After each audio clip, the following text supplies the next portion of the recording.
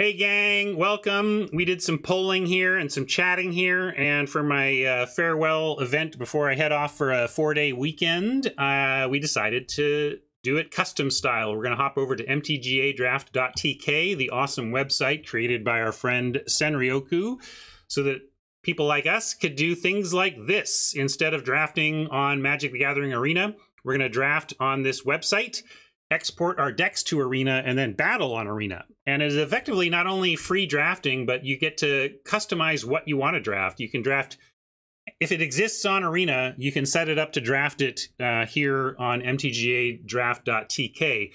In today's case, once again, thanks to some voting among the chat, we decided to go with a David Vero cube draft, our house cube.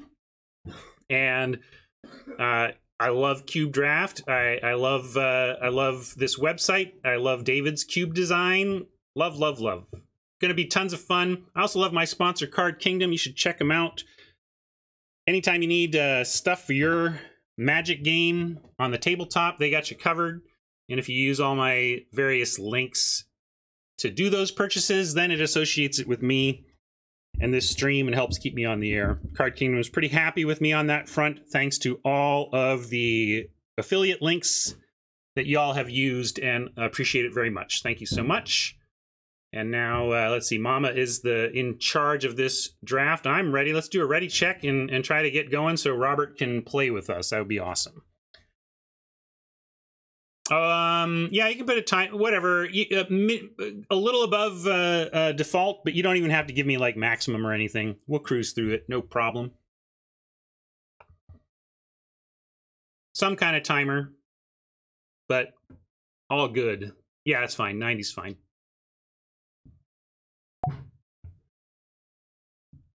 Away we go. Thank you for running the show, Mama, and thanks to Hat for all his help in general. He's not here today, but I bet he's watching. He's going to watch this on the VOD. Hi, Hat. How you doing? Hope you're having a good day off from helping my stream. And where are we going to start?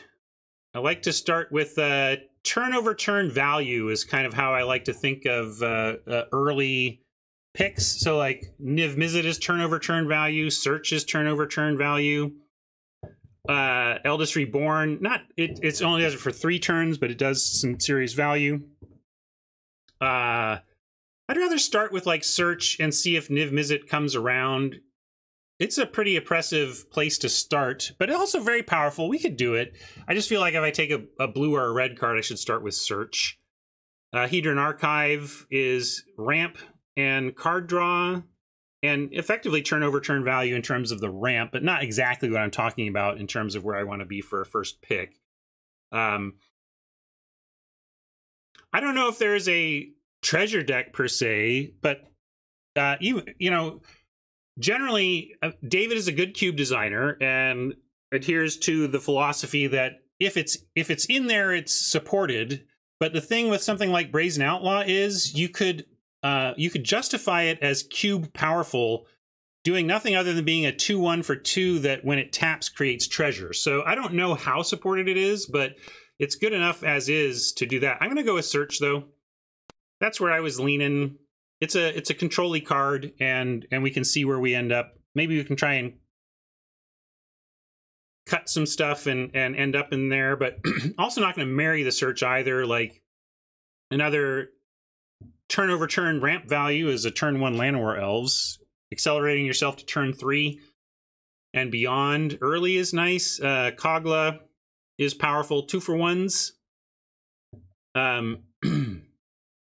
Multiple choice, just general value. Iteration would set us up to potentially do that thing with Niv. Carry Zev Skyship Raider is powerful for being aggro red, which is another way to go in this cube for sure. Citadel is an interesting build around. Gargaroth, like the ape, just general raw power. And this is where it's funny. Like in a regular draft, you would take Kogla every time over something like Llanowar Elves simply because this type of power level is so rare in a regular draft. But in a draft like this, where you can finish with any number of cards, actually the Llanowar Elves is the more rare piece, a 1-mana ramp creature, right? So if we take a green card, it's actually Llanowar Elves. And yeah, I'm in for that. I also don't mind blue-green if we end up there. And I just think ramping is super powerful. I don't like the Grazer quite as much, but it doesn't suck. Sublime Epiphany is just awesome. Kind of hard to pass this. There is a good red deck going around, as is usually the case.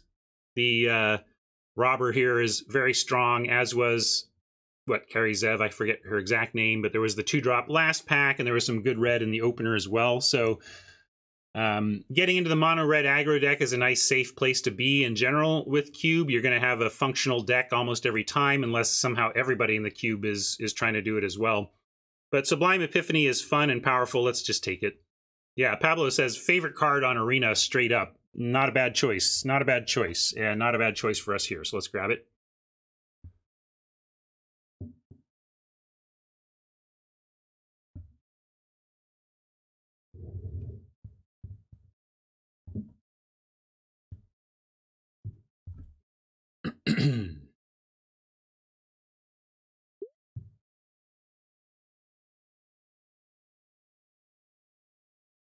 Sensor for continued control, focusing on those low-end things. Night Pack Ambusher is actually an interesting choice, given that Search and Epiphany move us towards potentially playing at instant speed.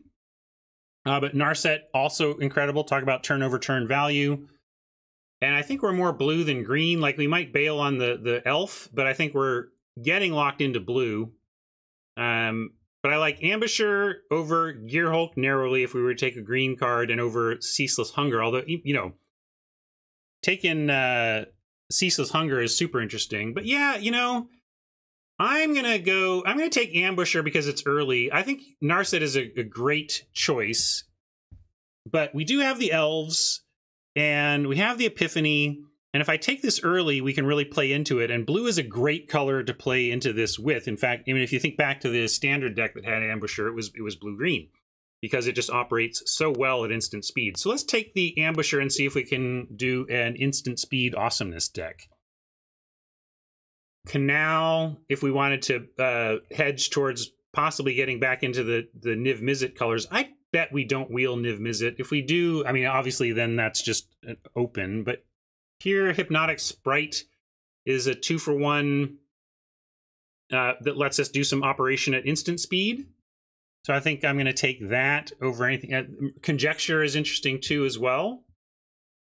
Murmuring Mystic is a payoff for casting all these interesting instants and sorceries. Muldrotha is super real, but is exactly the opposite of where we would be headed with Ambusher, Epiphany, instant speed work.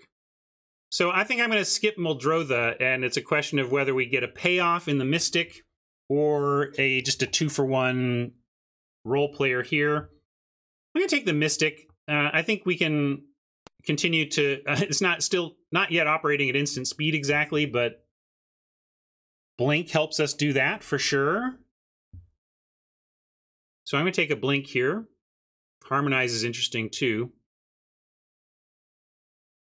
But let's try it. Let's go, let's aim for green-blue, instant speed, reality, flash and instants, and see what we can do.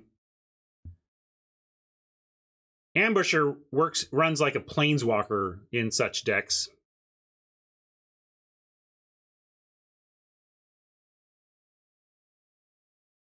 Harmonize, interesting, but in an instant speed base blue deck, we would rather get our card draw from blue at instant speed rather than from green at sorcery. Ral is a real consideration as well, but since I'm kind of on the blue-green path, I decided to stick with that. We could take a Spell Pierce here for instant speed. Tangled Florahedron, though, I'm going to go with that. Add to our ramp. Try to get this Ambusher out of turn early and start going to town.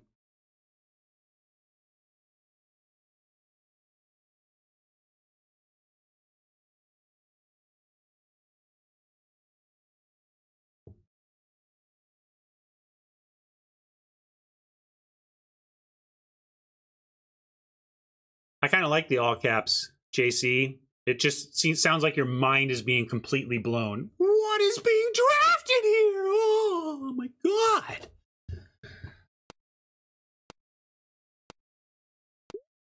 Yeah, if Oracle comes around on the wheel, we'll consider that. Once Upon a Time, instant speed. So is Voracious Great Shark, though. What do you think? Time, Druid, or Sharky Shark? I'm going to go Shark. I want some more ramp, and Once Upon a Time, really what broke this card is when you can have 4 of it, right? When you have 4 of these, and you increase the chance of getting it in your opener, and it's so busted in your opener. If I didn't, I just picked up a Florahedron, so I feel good about the Shark over a Ramper right now. Hey, Niv Miz came back, so that would have been an option. I mean, heck, still could be. We only have 3 green cards. We could take this on the hedge, but there's also Quench, which fits our plan.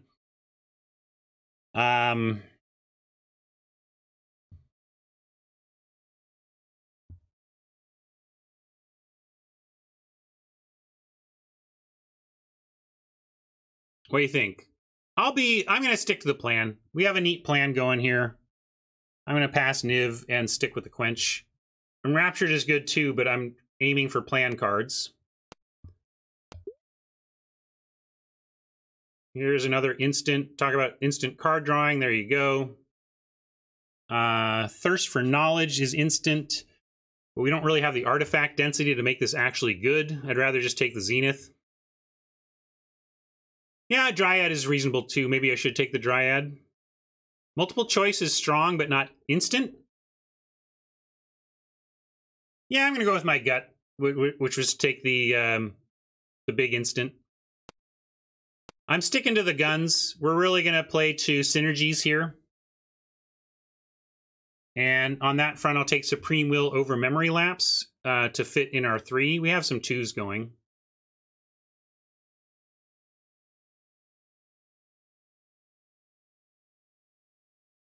So I agree with you all on multiple choice being awesome, and in the abstract, even better than the Zenith, but I like what we're doing here. Wow, we're in an open lane, too. This is great to see. We could take Pack Leader. It's a werewolf. Does this do both? Ooh, wolves and werewolves? We could take... I mean, Censor does the thing, right? But Pack Leader also kind of does the thing. I'm going to take Pack Leader for funsies.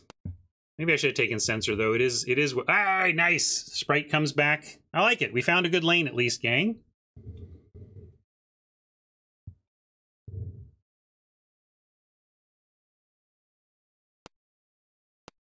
Well, it doesn't even matter. Ambusher pumps both wolves and werewolves, so... Oh, but yeah, if it... isn't human, but it's still its thing. And then we get a Whirler Rogue. I don't know if we're going to be playing this, though, with what we're doing.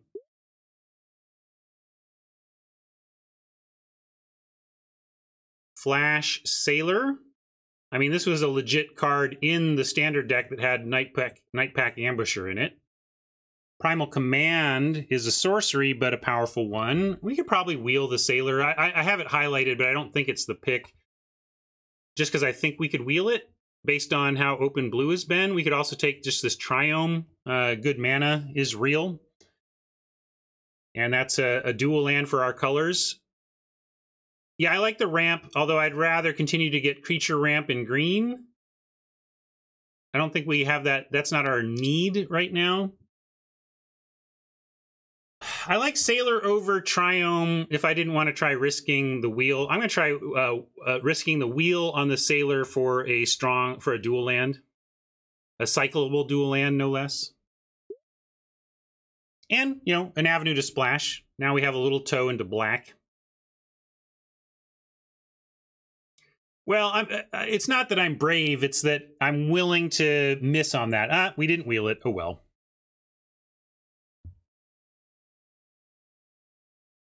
Cultivate helps with the ramp.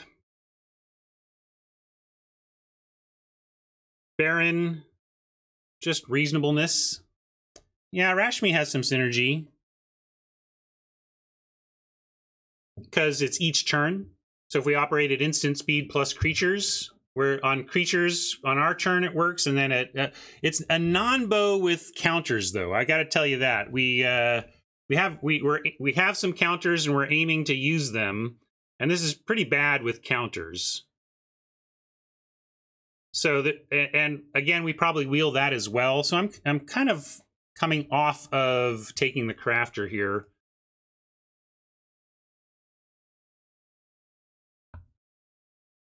And we could take something like Dismissal to buy time, splash the Blazer for action. None of this is instant speed, of course. I think I'll just take a Cultivate. We don't have a 3-ball, very many of those. We have a toe into black. This could help us potentially continue to consider splashes. It's a straight up 2-for-1. And it ramps. It's a 2-for-1 and ramps. Waker is interesting. At least it helps operate at instant speed in the sense that you could hold up a 2-mana counter and then cycle this if you don't get anything to counter. Brainstorm is operating at instant speed, but not very powerfully as far as limited goes. It's an all-time classic, but it's at its best when you have a fetch-filled format. Splash Approach is a consideration. We don't really we have this. We don't have any extra ability to make white, but this is a pretty weak pack for us, so I don't mind that suggestion. There's Rejuvenator as well. Flip land is black. If this were blue-green, I would be all over it, but and black is one of the things we have access to splashing here, but I still don't want to take it. Yeah, we do have a Mystic that this can make a token for. I'm going to take another 3-mana ramp creature, though. Sanctum jumps out at me since I like casting my spells. Dream Eater has flash, though. That's some instant speed action. Ooze also nice at graveyard control. But we also don't... We're pretty good at 2, so it's not like we need a ton of 2s to fill it out. But I kind of agree. I'm going to switch back to the Sanctum. I love casting my spells. I know this is a secret layer that I missed. I didn't order, and I wish I had actually. This would have been, this concert poster series was sweet. Maybe I'll just have to buy them from somebody.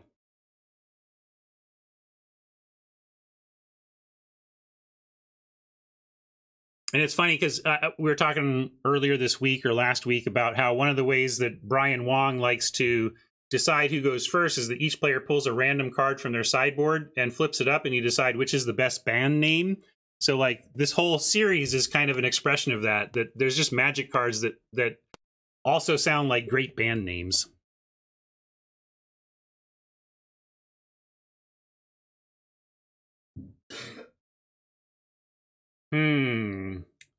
Pelt Collector can play. I mean, it's not super on theme or anything, but it's a 1-drop that you're still happy to run out there. And Mythos, yeah, Mythos is the other option, I suppose. We're not often going to do the fight part. I do like that this is copy of target permanent. When you can do anything on board, it's much better than your own stuff, because then if you fall behind, you can at least copy whatever you're falling behind to.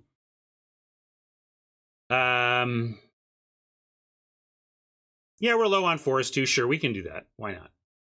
Maybe we'll end up with random fixing that allows us to sometimes do that thing.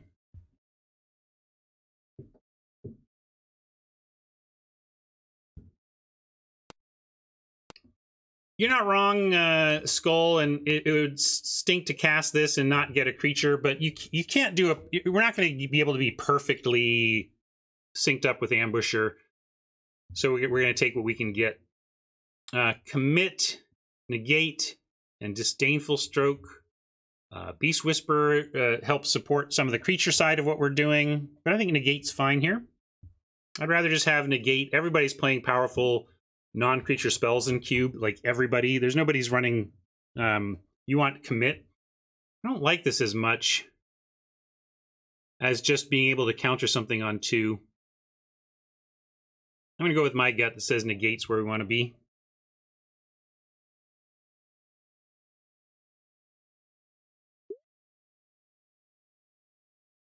Clutches. Powerful, but not really on theme. Same with Thraggy. Just powerful, but not on theme. Volo on color. We are doing some creature action. So Volo like double Great Sharking or whatever. We're doing best of one. You could still run this, though.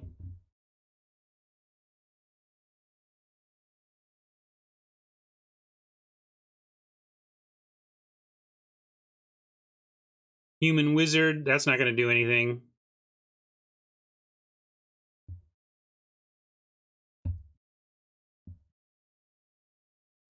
But we can take Bolus's Clutches, and I kind of like Clutches. I'm going to take Clutches. Too fun.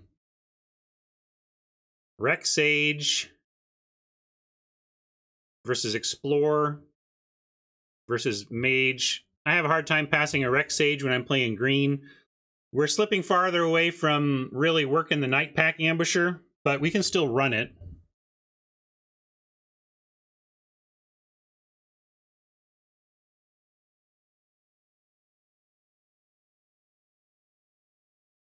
This is not going to be a fully maximized Ambusher, but it's just a strong card.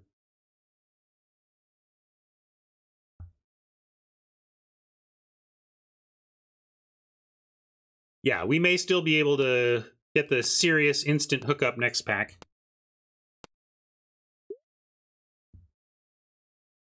Okay, the Mind Stone came back, and we can take Expanse to help with fixing. Primal Command, just a powerful card. I mean, I'm going to take the Command. This Mind Stone, very tempting, but I think we'll still have access to some ramp cards in green. Like, we're in the color that has ramp on its own. I think Mind Stone is a priority for decks that can't draft and play Llanowar Elves and Florahedrons and the like. So I'm going to take the super strong Primal Command. We could splash a Blazer. Yeah, we could try and splash Garruk too. It's just everything's so powerful. It's almost like, which powerful thing do we want to do? And now it's like, how close are we really to any kind of white splash? Yeah, we could hate the Angel. We're not very well set up to deal with something like that. But I'll take a Callous Dismissal. We might run it. I'll let people have their fun here, even though it's against us. Abundant Harvest.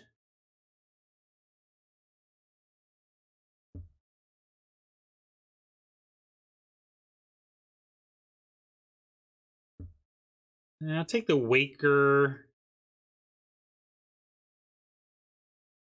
It does operate at instant speed as a 2-mana effect, even though it's not particularly, super synergistic. Lotus, maybe. We have Zenith. If we get some other X spells, we could see playing Lotus. And again, though, we are slipping farther and farther away from being a real Ambusher deck. Let's see what the next pack brings, though.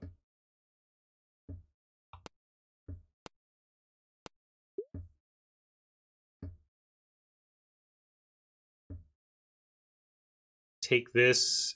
We have some white cards we might consider splashing here, so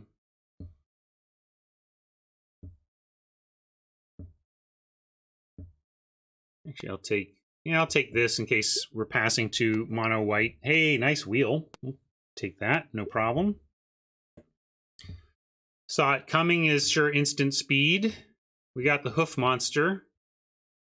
This is one of your big payoffs for being in kind of green ramp go wide, but I don't know if it's the best for us. Time Warp, Bonder, Prodigy. Let's see, what is this going to be good for us?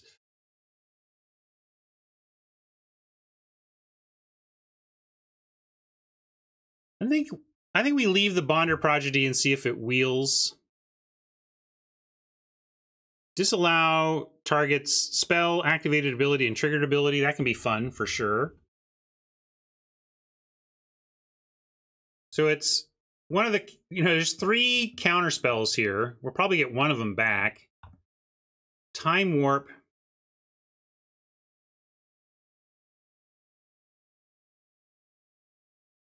Right now, our win con is attrition them out, honestly.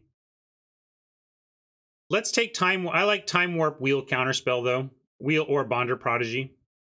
And maybe we find stuff to go get with this, but like getting the Behemoth with the Prodigy could be a game-winning play, but Time Warp's fine. Maybe we can even find ways to loop it.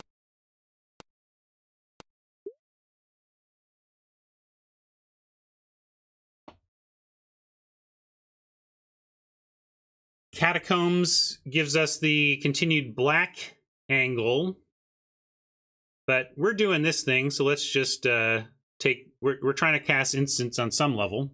We're not fully dedicated, but enough that we can take the mage here, I think. Because, like, over what? The Catacomb? Escape Shift? I mean, there's nothing else here for us. Yeah, new win con. I guess we could take Blink Moth. New win con. But this is good enough that I think we take this.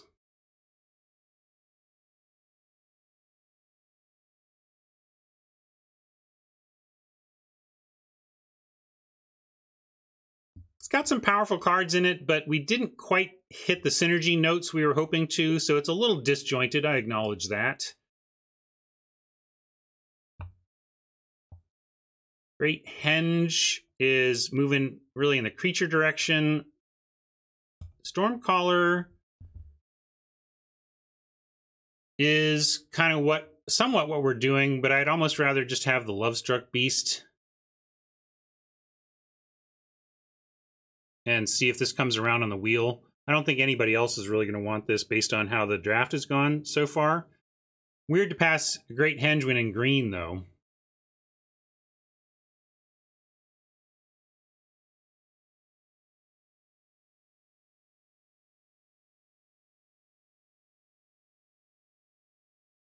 Oh man, with Cube, there's always some decks you could have had, right? I don't know, you like this? Nobody's chiming in on this one. I think I'm going to go Lovestruck Beast, but it's just killing me to not take the Henge.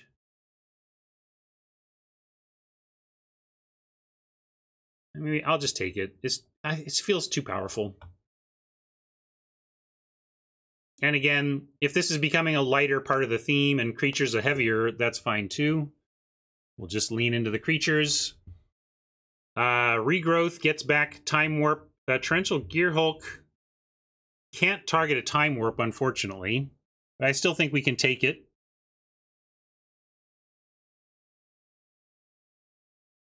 I wouldn't mind this Bark Channel Pathway either, but I'm going to try and wheel that.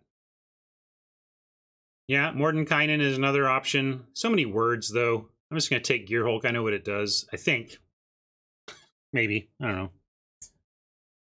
know. I might read it later.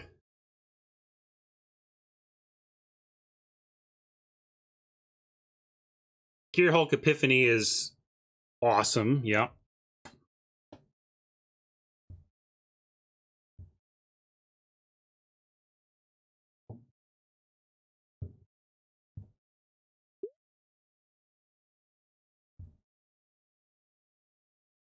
Perfect is that turn-over-turn value engine I was talking about. And wait, this is Great Henge. Oh, non-token. Yeah, I thought, see, look at me reading cards. I was making sure that if this was a combo with Great Henge, it would kind of be a no-brainer. Scoot Swarm instead might be better for us.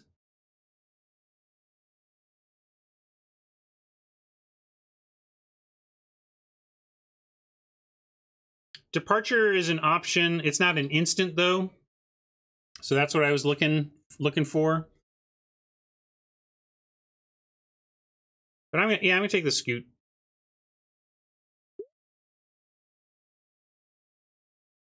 Here's another counter we can grab. Curate is an instant, but we're pretty thick at 2 and a little low on 3s. Let's just take a Neutralize here. Green Warden is there's Vorinclex as well. I don't know we're really doing anything specific with Vorinclex is generally kind of annoying for your opponents because it's huge, and if they're trying to do anything with counters, it kind of shuts it off.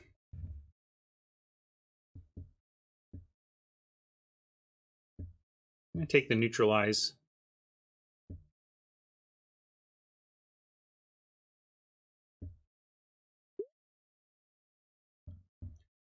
Opt, but we want Growth Spiral over Opt. Sailor didn't come back around now that I remember. I forgot about that Hail Mary wheel that didn't happen, but I'll acknowledge that it didn't there. But Growth Spiral seems fine for us over Opt.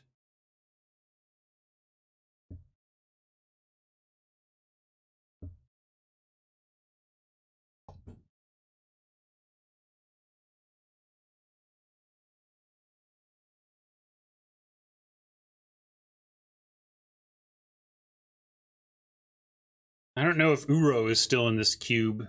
We're not going to see it if it is at this point, but I know David had that on his watch list.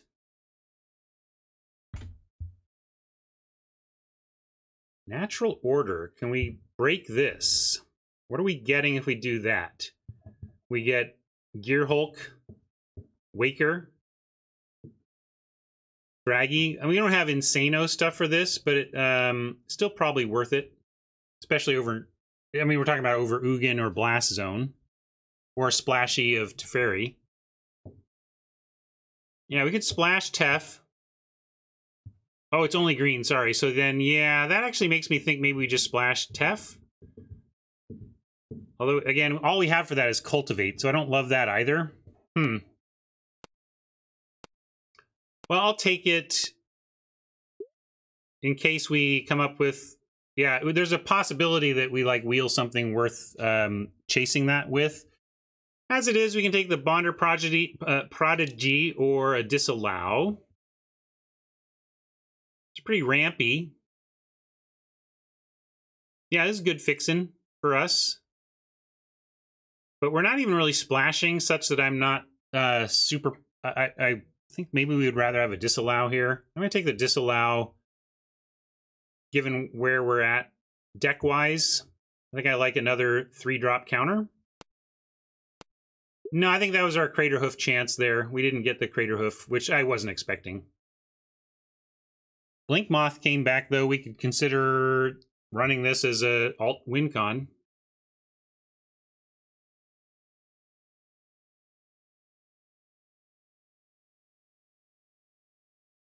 Oh, yeah, I was thinking Ink Moth. Blink Moth is just okay. Probably not playing that. Ink Moth would be a legit alt win con, but Blink Moth not strong enough. Oh, Scape Shift Scoot Swarm is interesting. I don't think we would even go for that, though, if I had it. Like, if we had those cards. Take that, though, and decide. Trouble with... The Stormcaller, though, is that it's kind of doing it for stuff we're not... Oh, Regrowth would be really nice for various time walks and whatever, but Pathway is too good for us, so I'm going to take it. Let's take the Fatal Push from somebody else. Oracle, conceivably playable. I don't know if it's good enough for our pile yet at this point. All right, and it is a pile. This is just like a value pile that we're going to try and find our way with. Luis Scott Vargas style. I'm going to cut my lands as I sort things out here. We got a lot of cuts to make, so, I mean...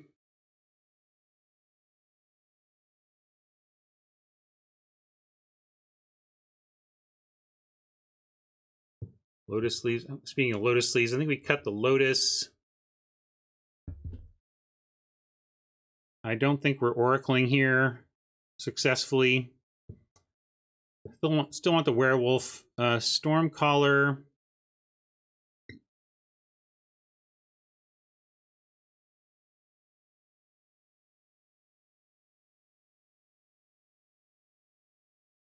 So what are we doing with Stormcaller? 2 or less. So we're talking Hypnotic Sprite, Oh, that's not even 2. Never mind. The spell side of that is really a 3. Blink. Negate. Yeah, we don't have enough to make this real. Like, Growth Spiral will be fun. But doubling a counterspell doesn't really matter, and Growth Spiral not enough, so I'm going to cut that.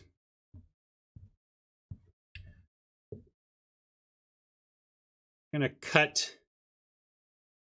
Maybe I need Dismissal just to have that early action, but it doesn't play with Ambusher.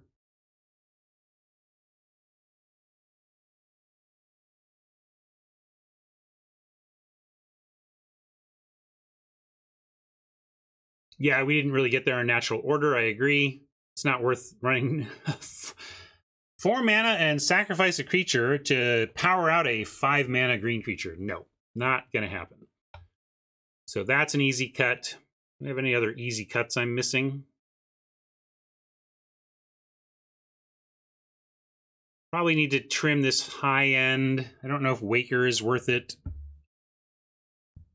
That'd be a good sideboard card if we were doing that. I don't think we are splashing. I mean, what are we splashing that we care about? I don't even know what we would splash. Is there something in the deck that I'm missing that is not blue or green? Yeah, no.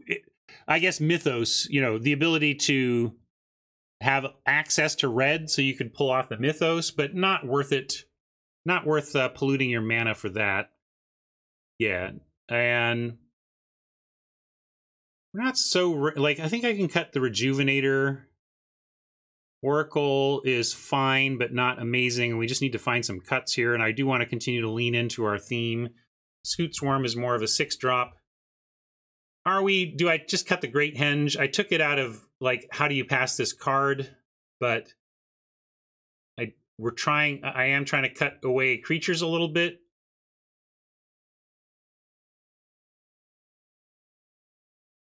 Current creature count 11, and it's probably going to lower. Like, I think I'm cutting Thraggy. This is much better as sideboard against decks that don't want you to gain life. And that means, yeah, then we can, especially if I'm cutting Thraggy, we cut the Henge. That helps us get our count down here. And with Llanowar Elves and Florahedron, I'm looking to get this deck to 24, plus the Florahedron and Elves and Cultivate and whatnot. Growth Spiral. So it's going to be a 16 lander with the flip land. Clutches. Because it's enchant permanent, I think we got to play the Clutches. This is a nice catch-all. We don't really have a lot of... we don't have traditional removal in these colors. Yeah, Primal Command... I think this is pretty good. It doesn't say green card, right? It's just creature. If it said green card, I'd agree, but like getting Torrential Gearhulk or Scoot Swarm when we can start making it go off is not bad. Yeah, Time Warp is kind of a little more arbitrary here. I agree with JC philosophically there. What is our instant sorcery count? We got currently 14.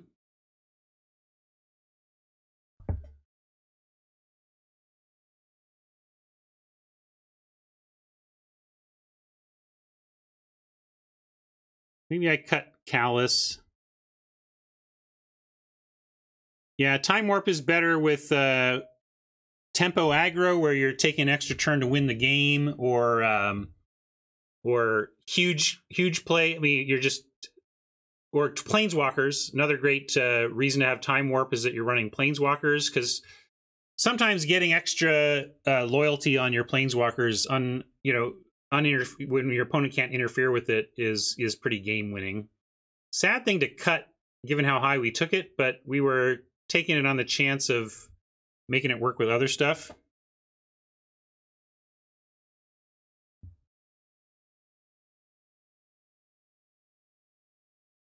And again, really tough to cut any of these.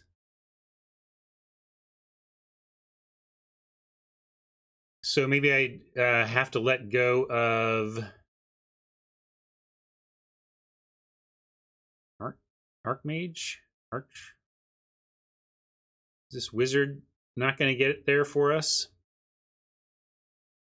We're drawn. Mike says quench, a little underwhelming. That's fair. Not great. But it's instant speed. Well, the thing is, I like the counters.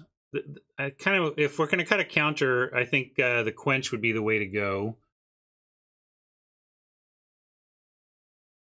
Again, hard to cut a Rec Sage, but I'm eyeing it as, oh, well, let's pretend we didn't have a Rec Sage this game. Oh, well.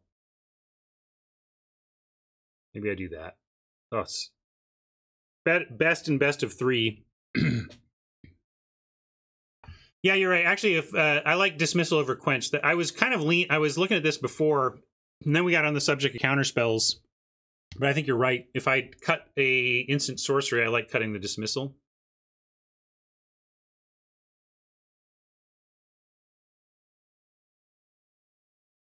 We can do that. All right, let's try this.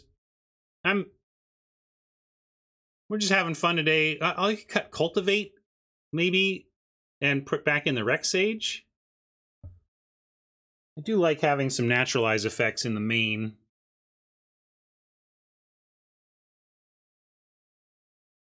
Yeah, that's true.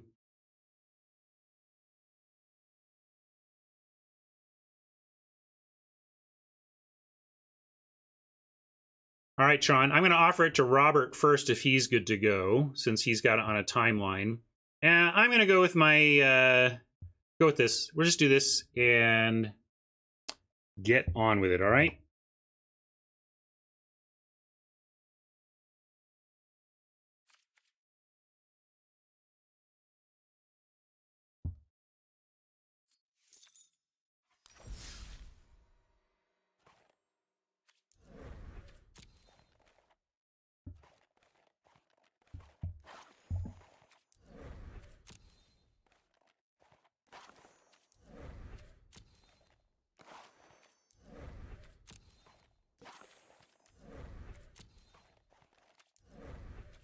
What? If I have too many decks, it's because you gave them to me, wizards.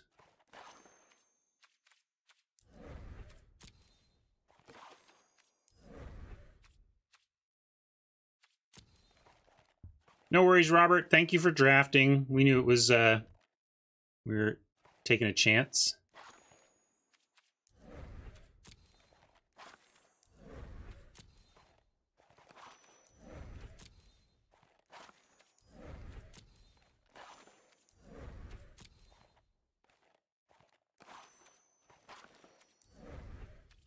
Just cut everything that's 5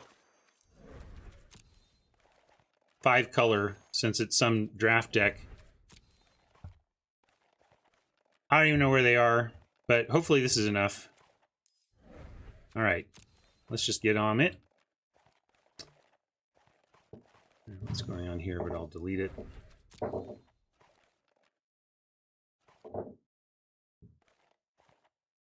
And where is it? Didn't you usually put it at the top and stuff? Oh, it's at the bottom of, because it's not lead. Here we go.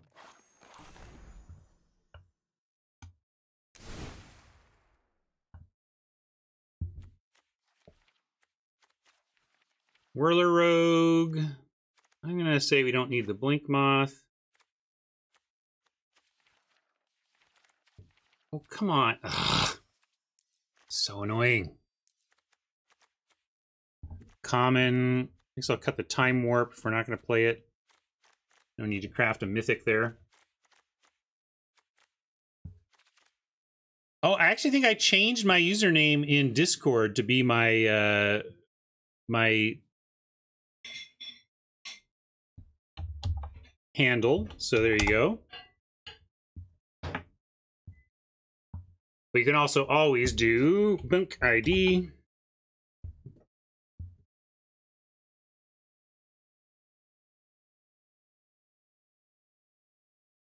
All right, this we will apply styles and craft all.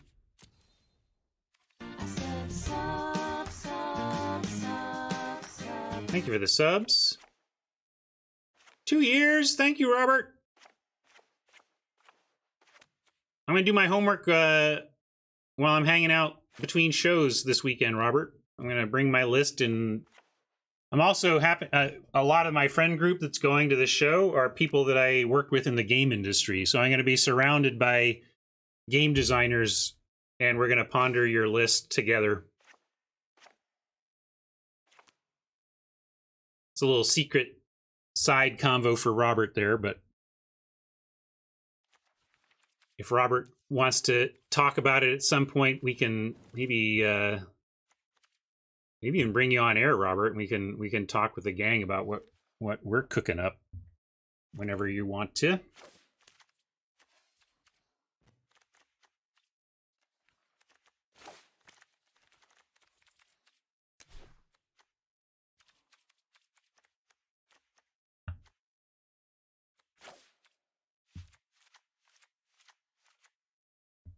We need pretty equal amounts here. Obviously, we're much heavier blue, but we got a Land War Elves we want on 1, and Growth Spiral, double green, Werewolf Pack Leader. Oh, I forgot to bring in my lands. That's going to help. Let's go find our good basics. Bring that in and bring that in. I think that was it, though. Right? Yeah. So then, let's see. That makes me feel a lot better about going to 7-7, and then we get 7. It's a 9-9 split. That's not bad for limited. With a Cultivate to help get whatever we need more of, probably blue, to match this top end and cast this Zenith. Yeah, where's that Triome? Did I accidentally? Oh, there it is. Somehow it was weird. It wasn't down with the lands. Appreciate that. So we'll cut the Triome and lower it by a forest. Although it does reduce our chances of a turn 1 Land War Elves, since we can't do that off Triome. But still worth doing that, I think. All right, so that looks good. We're going to call this... what are we calling this?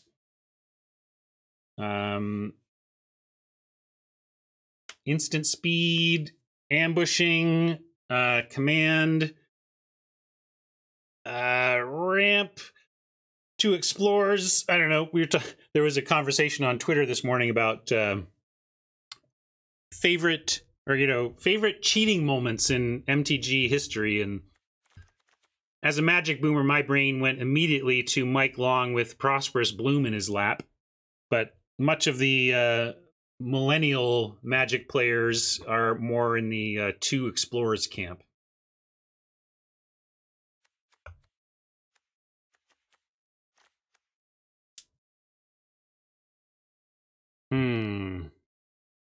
Two in the bush for ambush is nice.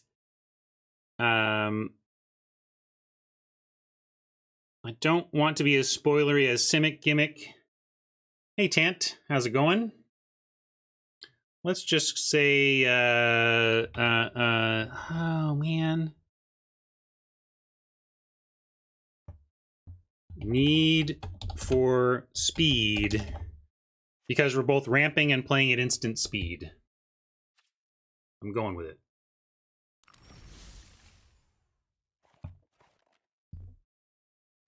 All right, Robert. Paste me your numbers, please. Unless I have you as my buddy. Yeah. Easiest thing for me is going to be to have upcoming opponents paste their deets in the chat, though. I'm going to set this info. Oh, but Robert's not playing. Sorry, Robert. Robert might already be gone. Bye, Robert. So is it Tron who is up first? I forgot Robert said let's not do it timeline too tight.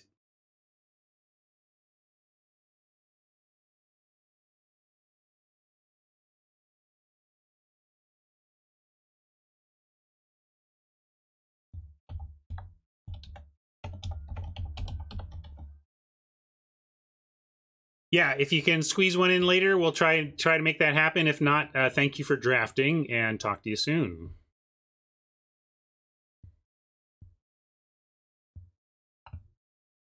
And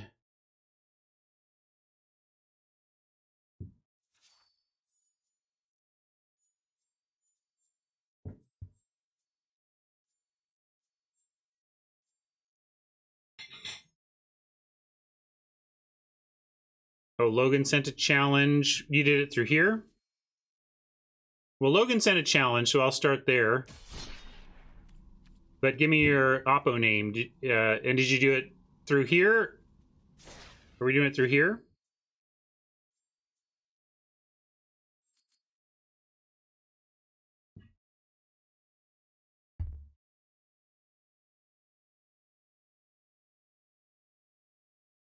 So far, not one of my competitors has actually listened to my request. There, Logan did. Please paste your arena ID if you want to play me. All right, so let's do it this way then. I'll try Logan. 40 card best of 1. Need for speed. Let's see if we got it. We got it. Y'all listen like me.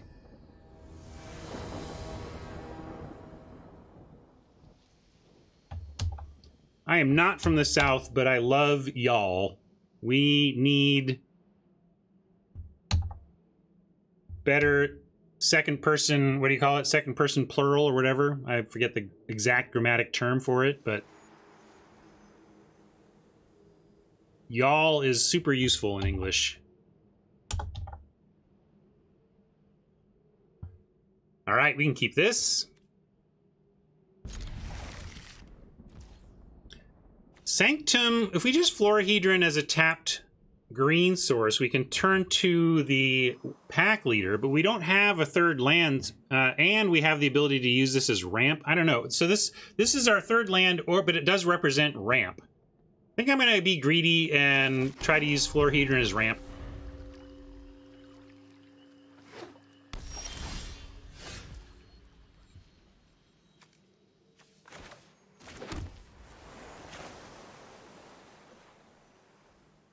Well, then give me something better, Hemi. We need a y'all. If y'all isn't what you like, we need a word in that class.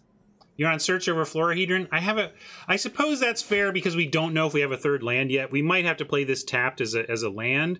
But in general, I love to play my ramp when I can. But if we don't draw a land, what have we ramped to, right? So I'm with you. Let's do search.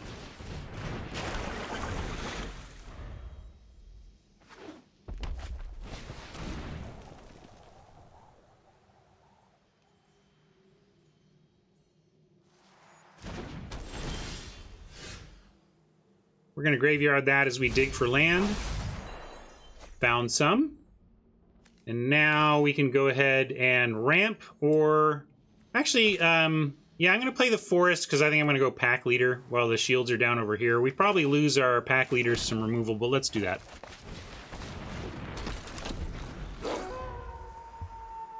Well, let's not slippery slope it. I won't do that. I'll stick to y'all and won't throw the all in front of it.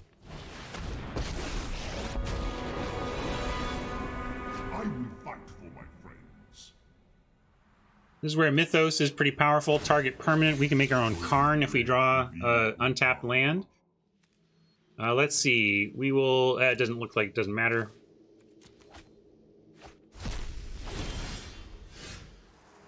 And yeah, let's put that on the library and then we can cast Mythos here. Or we can cast the Mage and Mythos after. Definitely putting this on top and playing it as our land for the turn and doing one of these two things.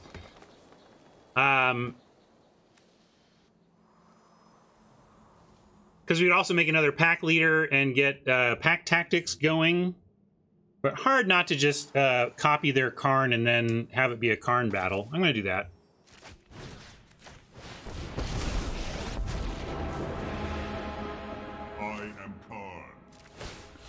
You may regret that choice.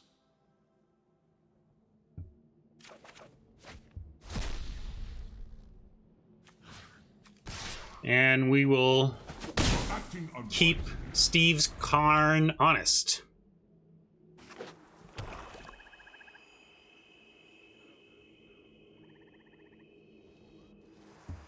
Next turn, Florahedron. Probably Emeritus ahead of Epiphany. Play this as land, even. I'm gonna keep... Typically, pattern with Karn is to feed him lands to hand and make him go dig for spells.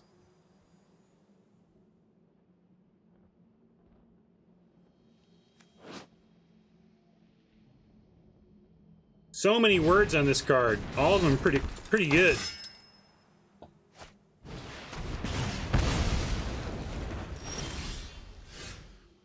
We're gonna graveyard that, though. Yeah, lost our chance to get Karn that way. We could get a Growth Spiral, but we don't really need that right now. So... kind of like Florahedron is creature, land, hold up, sprite. Yeah, growth isn't worth getting. Yeah, it's plus Karn. That's the right thing to do for sure. Starting there. Good choice.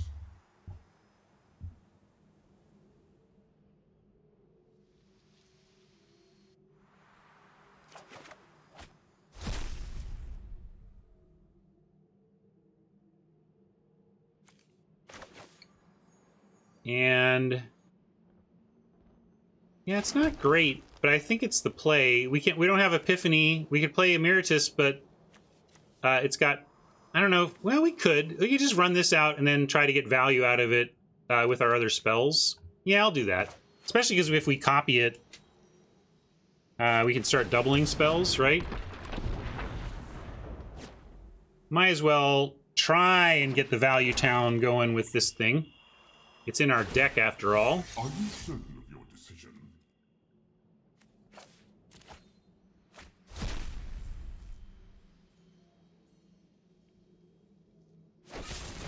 Yeah, in fact, kind of becomes must kill, which is one of the reasons it's not a great card, because it's 4 mana that dies to everything, so you generally get tempoed out when it dies.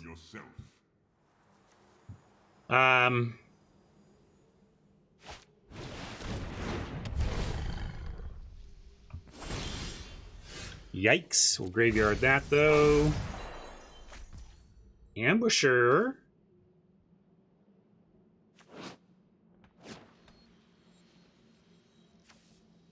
Growth Spiral and Quench aren't really where we're at here. If I play the Ambusher, we don't have clear plays elsewhere. I think... yeah, back to plus Karn, I suppose, but just check and make sure there wasn't something else to do. Choice. Mm-hmm.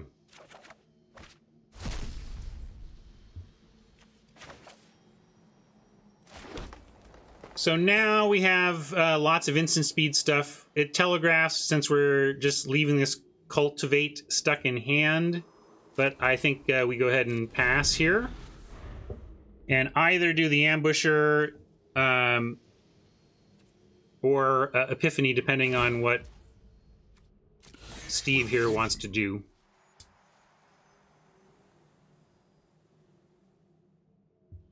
Woof. So... actually, I think we just give him Liliana and dare them, because if we give them Liliana, they'll try for it and we can Epiphany it, right? Although if we wait a turn, we can maybe Epiphany. Yeah, let's take we'll give them the coil. I'm being fancy play. If they go and eventually get the Liliana out of Karn, we'll have the Epiphany for it then. Yeah, we can Epiphany the coil too, but I would, you know, what I was thinking is they have nothing really to cast the coil on until we ambush, but then we will. But we can't counter. We have 4. If we play the Ambusher, it's going to die to the lava coil. That's one of the reasons I didn't want to do it.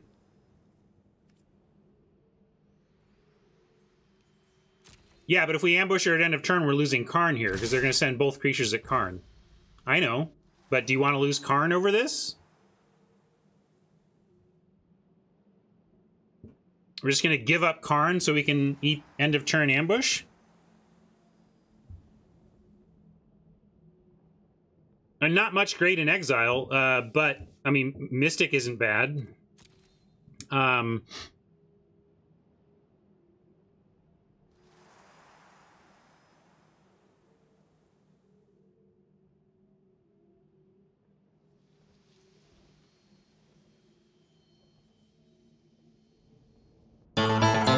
sorry. Yeah, I forget you can't see the loyalty. Let me move to this alt view for right now. Hey, Blade Fury, thank you for the raid. Welcome, Raiders.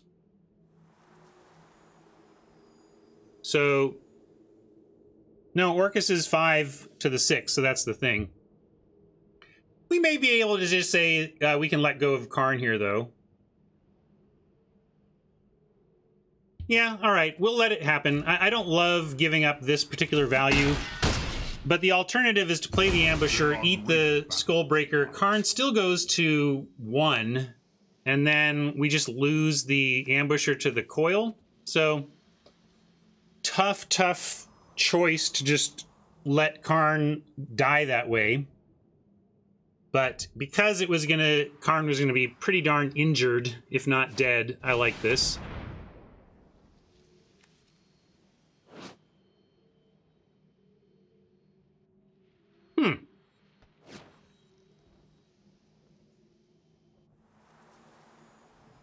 We're doing a custom cube. We could, yeah, I'm just gonna let this resolve. I could Epiphany, but we'll Epiphany next turn with Ambusher in play.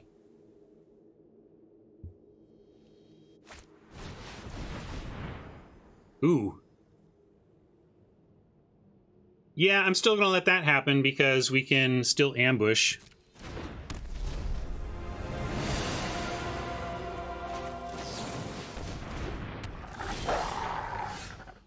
Blink? Yeah, let's library that. It'll be useful as we go here. Instant speed operation, etc.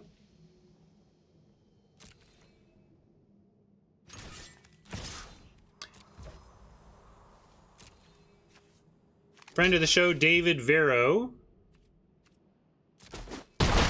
has designed this cube for us. Well, because he likes to design cubes, and we use it.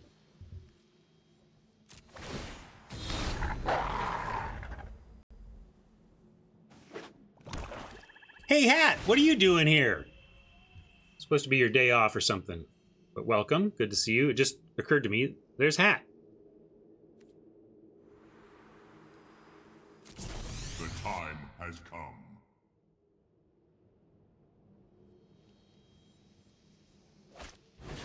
All right.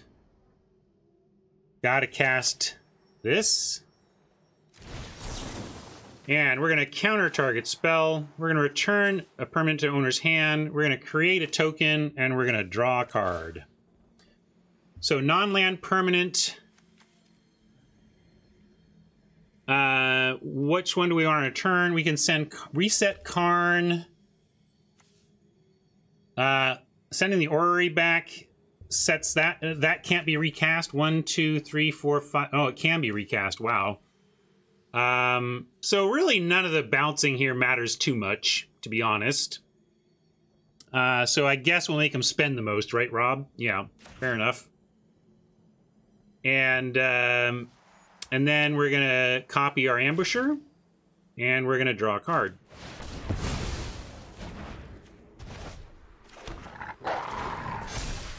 Sublime indeed. Yay! Awesome deck from Steve. Won't help, but he uses me. Mine. But I think we can pressure some PWs here. I'm going to graveyard that. Transform this. 4, 5, 6, 7 mana now. We can blink the Prince knowing that we can counter it on the way back down now.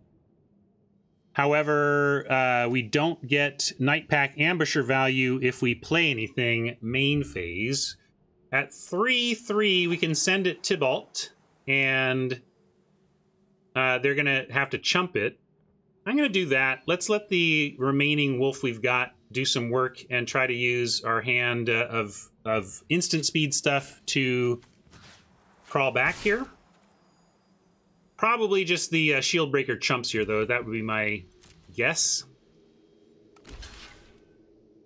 Yeah, we should just do Floorhedron as land as well. Oh, interesting. I wonder if they're going to bring that back, since they had the... I would have just chumped with the shield breaker, but it could be that they've got something else they're planning on with Orcus. I don't know the rest of their hand. I'm with you, Coffee. This is why, you know, I did a charity event with Card Kingdom when this card was in Standard and totally played the blue-green Flash deck, even at a time where, like, everybody else was playing blue-green with Oko. Like, you know. Anyway, we'll end the turn here. Make a wolf and try to protect our world. Oh, yeah, maybe should have bounced on upkeep. Good call, Mike. Too late now.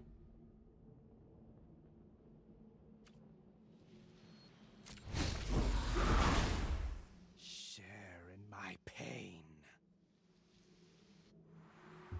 Mike wanted to bounce Tybalt so he could counter it on the way back down instead of letting them have main phase value with it. But we can still respond to just about anything here, so that's nice. And we're going to sprite that and still have 2 blue for neutralize.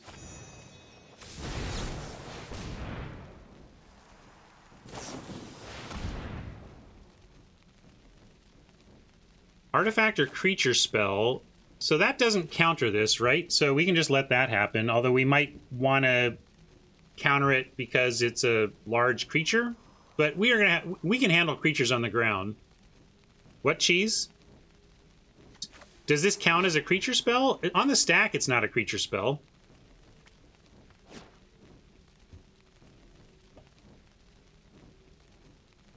So I think we just let that happen. I don't think it does anything.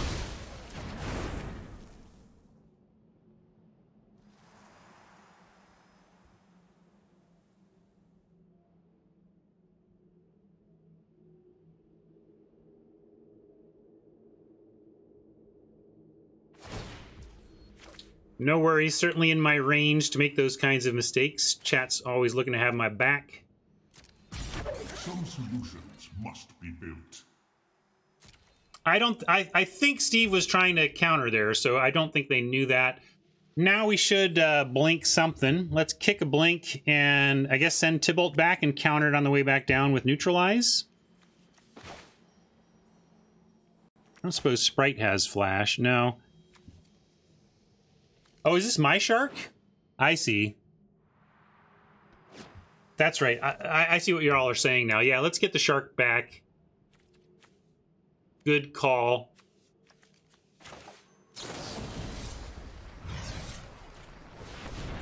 Yeah, I kind of forgot what Tybalt did.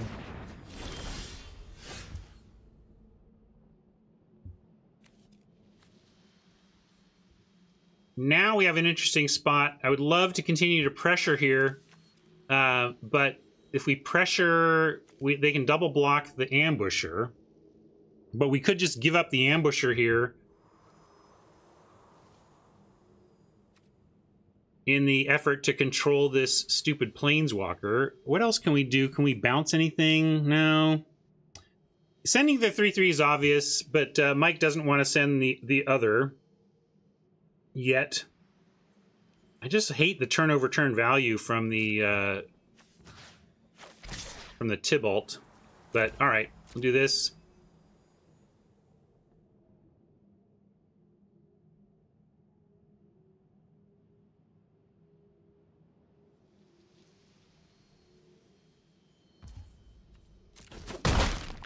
Oh, go fight someone else. And Triumph 4, 5, 6, 7, 8. We want a 9th land or a cycle. Probably going to cycle that. JC says more land is good. It's true. We do have a grip full. All right, that's fair. Let's keep playing land.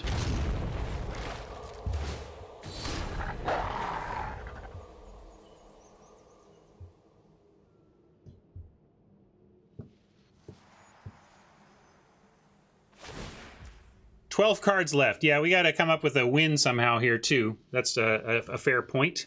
Although, actually, we don't need to worry about decking. We do have the 3 blue spell that puts itself back in library, so we're actually not going to deck unless they steal that from us. Sure, you can handle a little pain.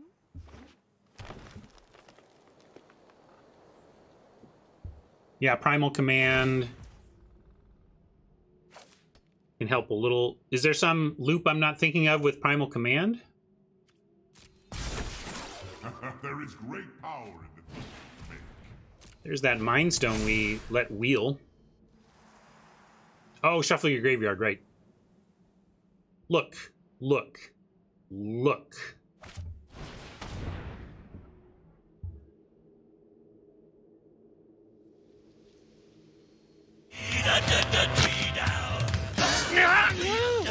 Oh no, please! I can't read your crazy moon language! So, countering the Channeler with the Shark leaves us with still a Supreme Will. Yeah, we can counter it with the Shark because we have the Supreme Will behind.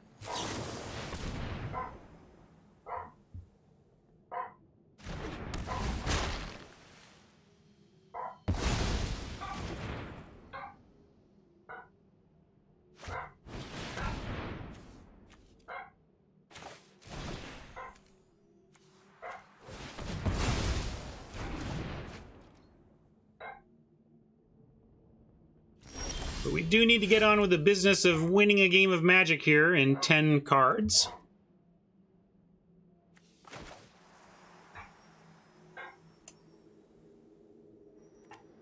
Yeah, we could search. Oh yeah, I should have used the negate, sorry. I was just all excited to, it was the one I saw. Too bad. But also, to be fair, Rob, this is less useful as a counter next turn with the pay 3 clause. So even if I had saw the negate, I think I'd still use the Supreme Will. But now what? Shark and 3/3s at Tybalt. Too bad. The trouble is the 3/3s just die to these 4/4s because of math. Yeah, so I guess we need to search because we need some answers. Might have to send all at Tybalt, but let's look for something to do here. Put this up top there. Drop this. 1, 2, 3, 4, 5, 6. And yeah, Tron, you can go next. I think we got to send all at Tybalt because this thing needs to die, and we're going to give up on our whole wolf plan here, but at least it dies. Yeah, Blue Zenith is kind of our win con. But I think to get there, we need to make this offer.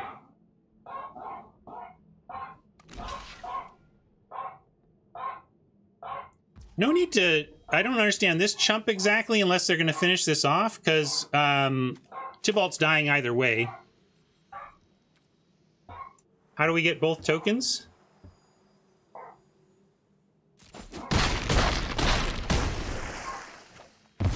Oh, right. There you go. Oh, okay. Catch me if you can. So, how did that happen? I don't understand what happened there. I understand what happened to our wolves now, but why did the 4/4s die?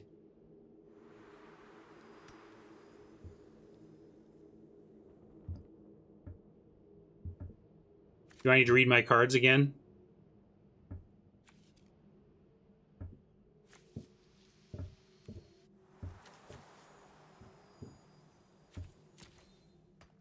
Karn. Yeah, but what? I didn't think any of theirs were dying.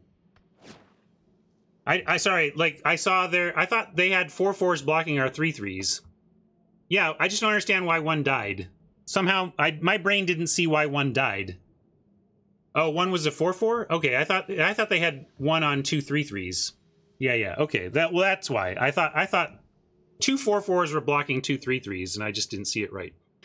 But now that we've lost our friend, we can look ahead to well, having negate plus neutralize is real, so we probably don't want to do anything here and just hold up neutralize and negate.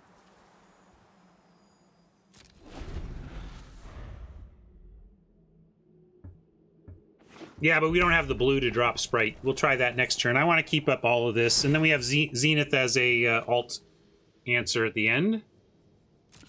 How convenient. An excellent choice. You can have a mountain. Their library is at 11. So yeah, Zenith, probably we're going to start by drawing us drawing, but we'll eventually try to mill them out with a target them, right? Down to 10. So we could get an X of 3 here. Yeah, we'll just neutralize that, though. That's why I wanted to hold this up.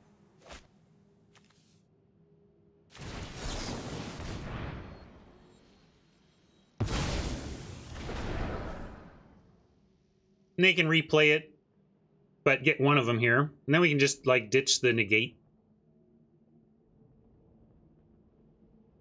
Yeah, maybe I should, but I had to just... I'm making them do it, though. Making them spend their turn on it.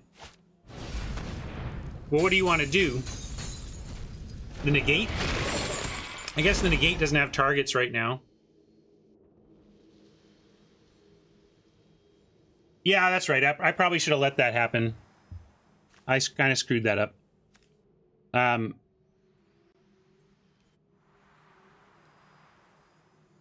Cultivate. Yeah, we're going to keep Cultivate because I think it's our win con here. And so we'll Cultivate and Sprite and Llanowar and just try to win next turn off of that.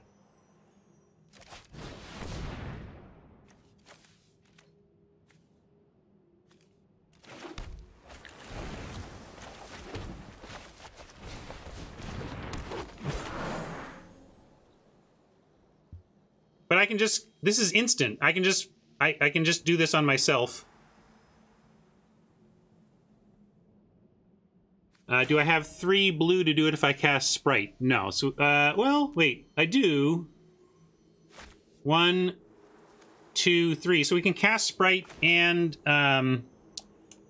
draw to keep Kroxa from messing with us too badly.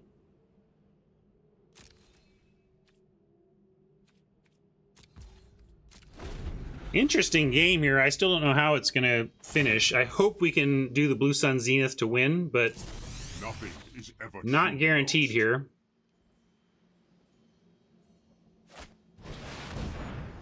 Give me a second. Hold on. Hold on.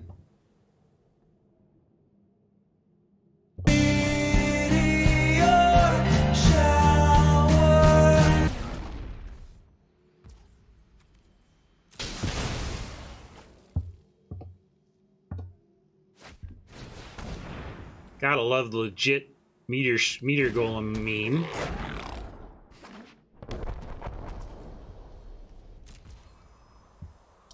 All right, so now 6 cards left. Let's Zenith ourselves for 2. And again, still the plan is to mill them out with Zenith.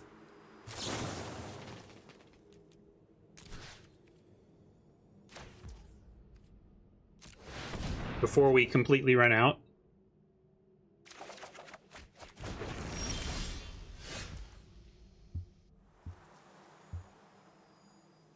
Nine? So let's see if we can get there.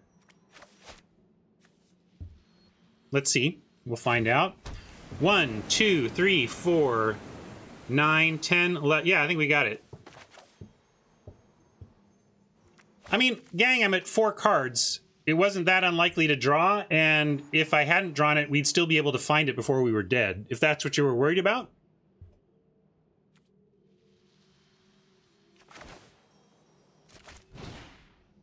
Ah, that's fair. If we had it without Self-Zenith, I was being a little risky, but it worked out.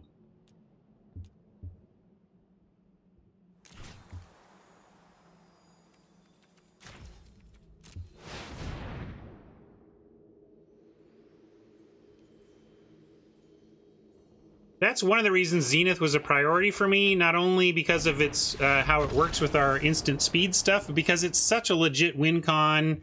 It's a don't lose to mill card. You know, Zenith is very powerful if you can get to the late game. It even played through me not doing any math. It's so good you don't have to do math.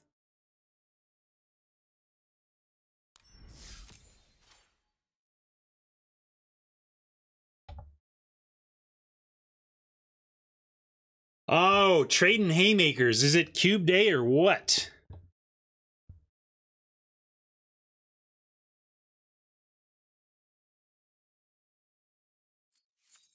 Chat on it a little more than me, but we still got the win. I like it. Let's see. Who do we have up next? Tron? Was you coming up next, Tron? Sure enough, Logan. Yeah, good game. Well played. Good cards. Good deck. Tough decisions all around, but chat was worried about decking for a little bit. Then I was like, no, we got Zenith. We're not going to deck, and it's actually our win con. Thanks, Tron. I'm going to do it this style up here.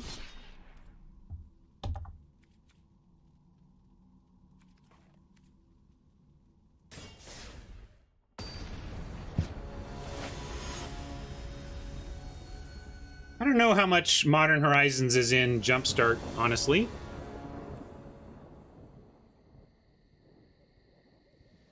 A little slow. Tron could just run us over, but we're on the play with a Cultivate and 3 lands and a Mystic. This is not super powerful until, like, turn 4.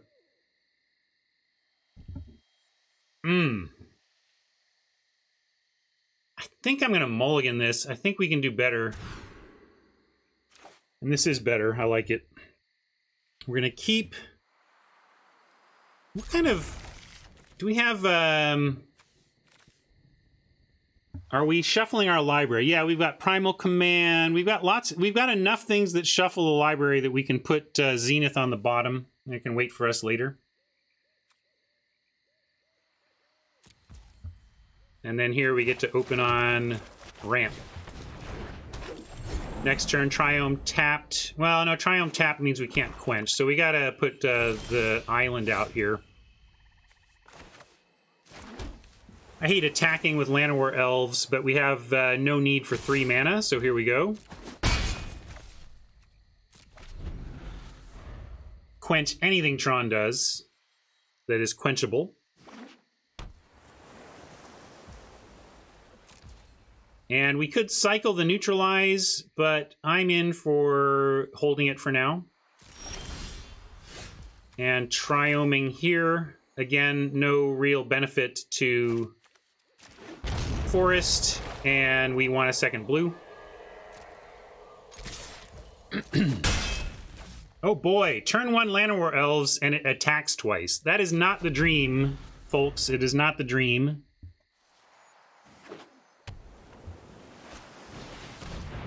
And as I said, we're countering anything with this quench.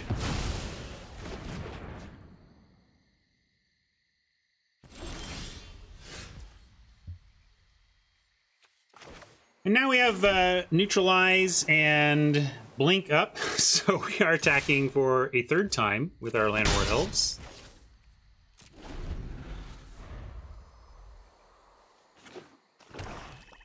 Hey Asteroid, welcome. Thought Erasure. Well, we counter it, or they take our counter. So we may as well deny the Surveil 1.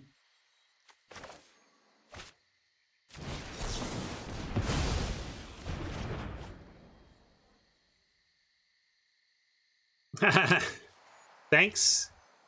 I also was doing very much pulled back look for a while. Now I've let it go.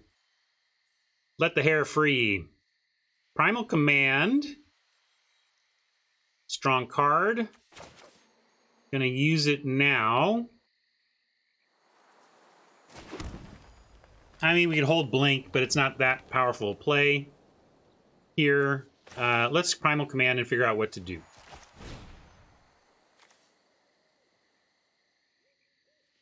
We could make him draw a land, set him back a turn. I think we got to go for a creature card, right? So it's creature card and set him back. This is a classic default settings, really.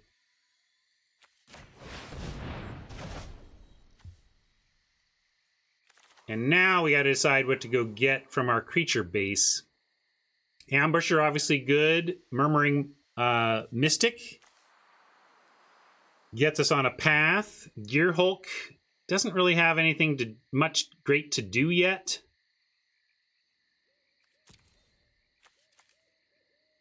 I mean, I guess it does count. Yeah, Gearhulk is a straight up counter spell. That's worth it, right?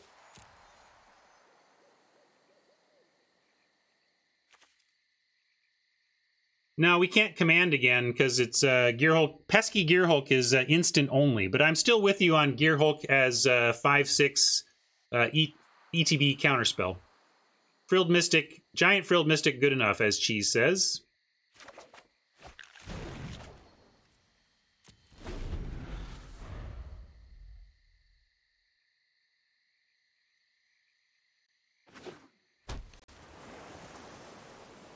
One turn of shields down, then we've got the Gearhulk play. Backed up by Blink if Tron doesn't want to play into it. Well, now that's interesting. We're going to hold the Swarm, but we probably need to just Blink the Thief. Trouble is we can't do it in a way that Tron can't just replay it. We may have to let the Thief connect once and blink and then set up the counter for the turn after. So, unfortunate, but I do think we give Tron a Thief hit. Ugh. Hate letting the Thief hit. Feels like you just lost the game. Game over, I lose. How can I let a Thief of Sanity hit me? I just lose the game right now.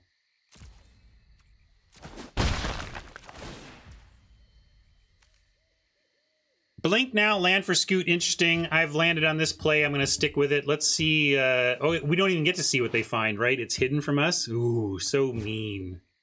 I don't even get to see what they stole, right? I mean, it says what it does on the card, but I'm not going to read it. I'll just see what happens. Yeah, that's what I remembered. Whatever Tron kept is better than Mythos of Illuma, and a Growth Spiral. Yikes. But now we're gonna blink the Thief on the way to our turn.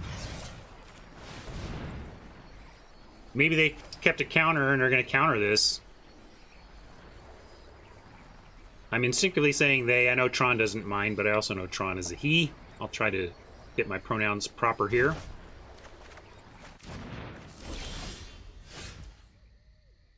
And I'm going to hold the island for the Scoot Swarm, and we're just going to pass with Gearhulk up and make Tron do something.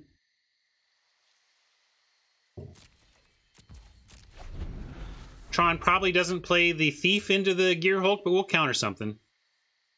Yeah, but Negate doesn't counter the Thief, which is a card I really would not like to land again. But I bet Tron does something here to force my hand with the Gearhulk. We'll counter something else. Okay, well, Tron's doing that good. That's what I wanted. I feel you, Mike, but I decided to risk it. Tron hadn't killed the elf to this point, so I doubted that it was going to do it again. That he was gonna have that. All right. Well, now we're just hoping to swarm it.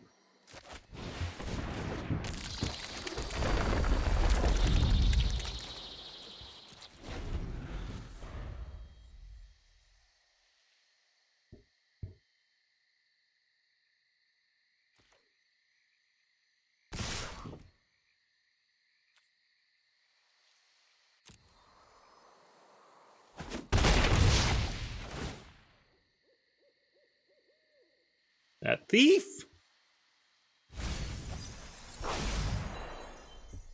Green blue, not a lot of interaction here. Shark and like what else? Like once the thing is down, it's really tough for us. We've got Embolus's Clutches, Sublime Epiphany to send it back. And that's literally it. Other than that, Thief just slams us. I guess we could get one of our reach creatures. Oh, wait, we don't even have any reach creatures. Hey, there's the Cultivate we called for. Is it going to be good enough? I don't even know. We got a lot to get through here.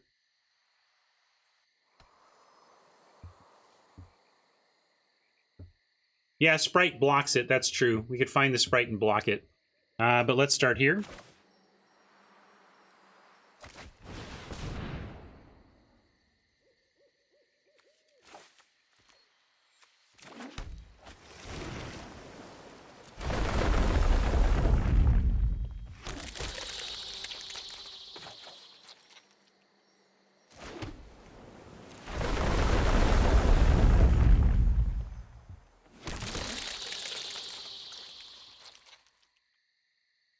Maybe we can get there, because we get to, you know, it gets pretty exponential here, and we do have a land drop for the next turn.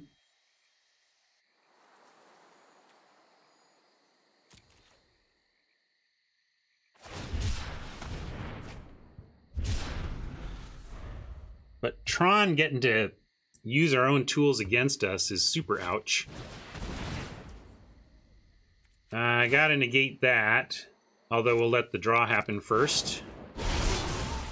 Oh, maybe I shouldn't. I don't know. Why am I letting the draw happen first? I don't know, gang. For some, it was like, well, maybe he'll play something else that we want to counter on top of that. But that's silly. I just should have countered it before the draw.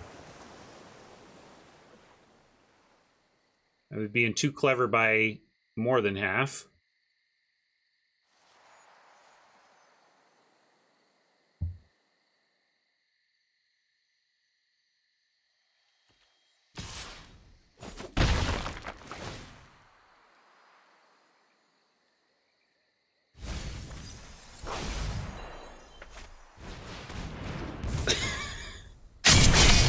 Good news, everybody. The thief is dead.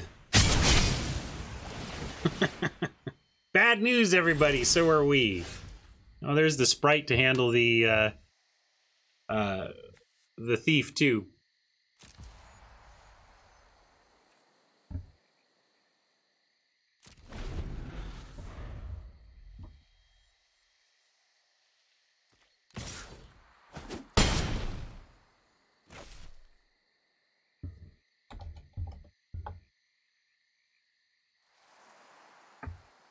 Yeah, not much was surviving that one, huh? Well, now I just need to play this to block.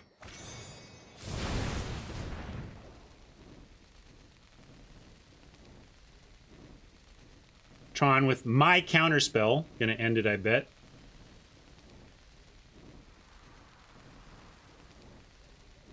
Martiny's icons there, emotes, made me want to share this with you. Hold on.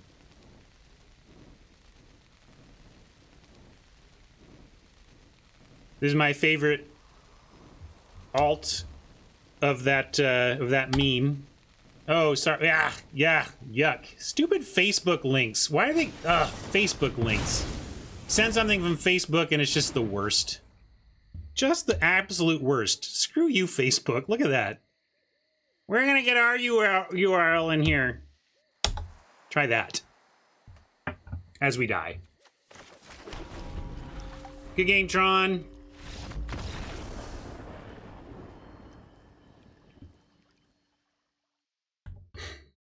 I mean, if you're gonna shoehorn your stupid Facebook link into my link, can you make it not 7 years long? Like, why? Ugh.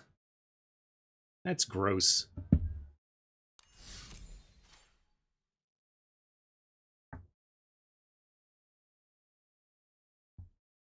TLDR, get vaccinated. Good game, Tron.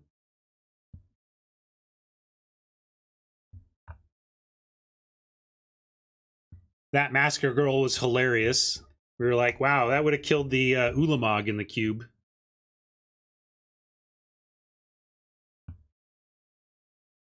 All right, who's up next?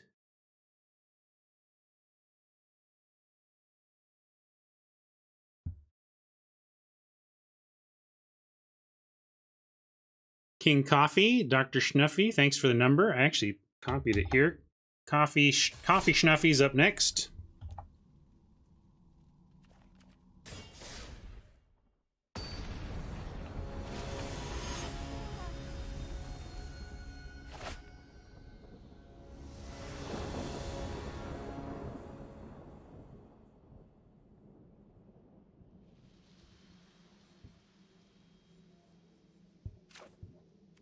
Good question.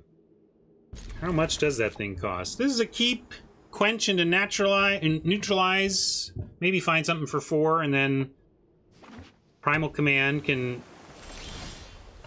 set a lot of things straight.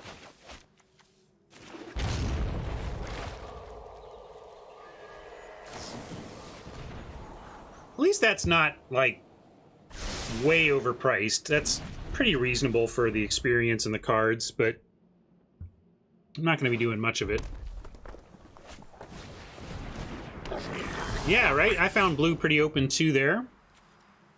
Now we're going to try to hang our hats on this quench. Electromancer is going to make it a little tougher.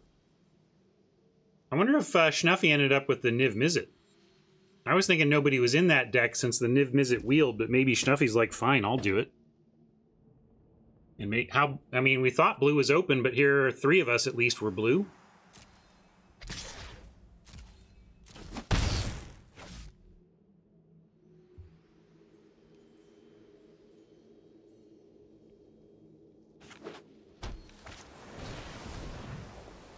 And there you go. Unfortunately, because of the Electromancer's sweetness, we cannot successfully quench this. But maybe something else, Schnuffi? Come on, play something else. Please. Nope.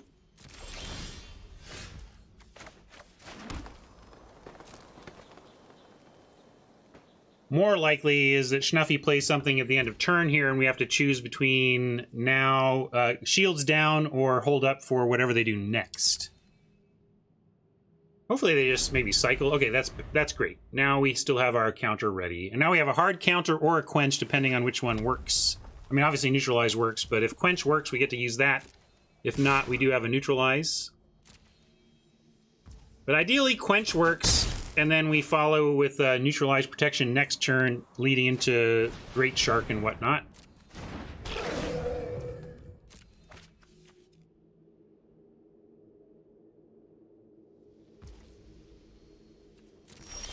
I'm not countering that, though.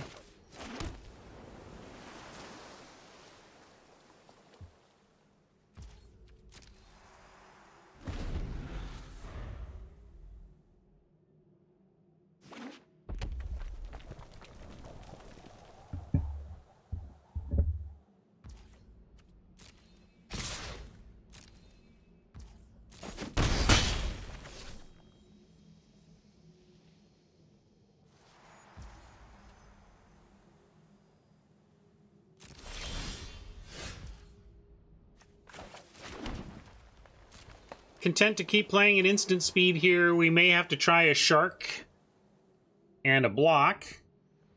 I believe Niv Mizzet can't be countered, but we can always clutch Niv Mizzet if that's what happens.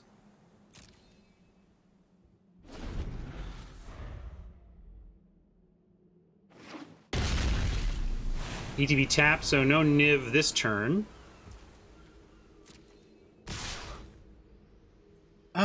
What do we want to do here? We have seen Dr. Schnuffi avoid casting anything here, presumably playing around our obvious counter magic. We could take another 3, and then Great Shark if they don't play anything.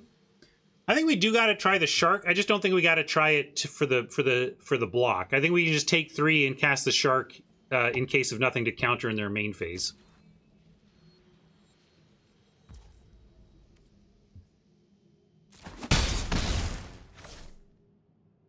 I think sometimes Thief underperforms because they just have a blocker. Like, when Thief has a blocker, it feels like, oh, this isn't that great. But boy, when you can protect it and they don't have an air defense, it's almost unbeatable.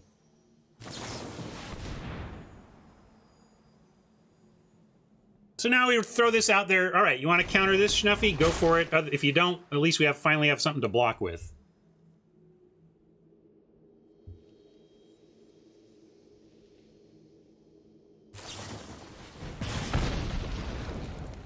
2 for 1ing for the shark is okay by me. We get some defense set up here.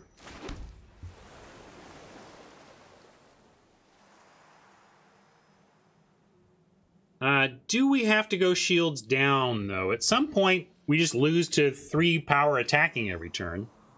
You can work out exactly what it is on your own there. So, Primal Command, although also into the open mana that could be counter spells. I think I can't quite clutches here. But I could command, gain some life, find another threat.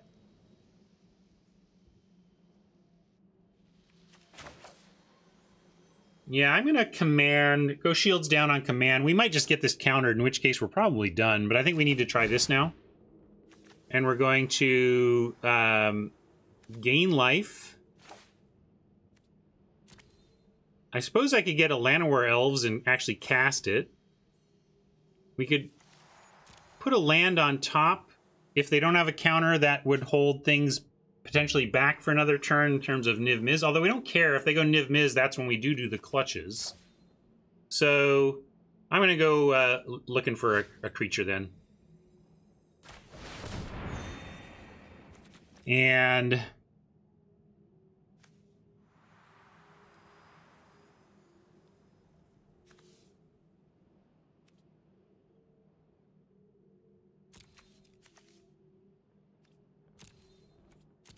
Epiphany doesn't do much here, although it will once we...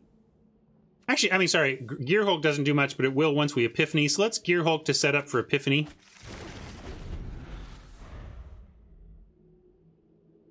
But hopefully Snuffy attacks and then taps out for Niv. That's the dream. Nope.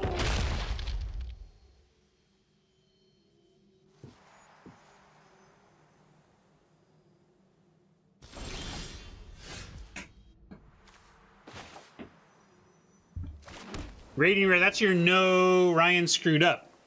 Are you just saying no because you would have done something else, or because they didn't do what we wanted them to do?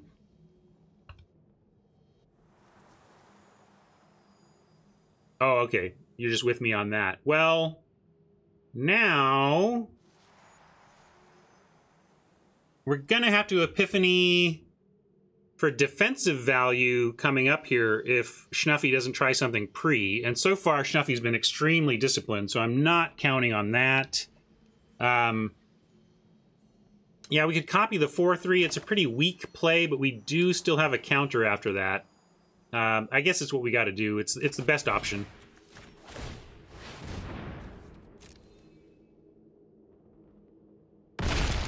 Yeah, we'll take 2, but we do have a blocker now for this stuff.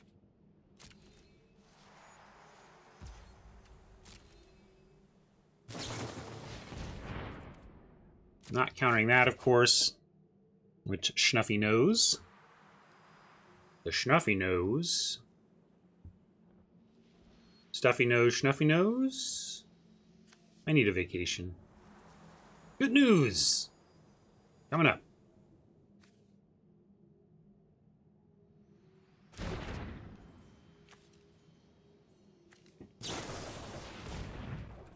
Curate, also nice, but also not for us to counter here.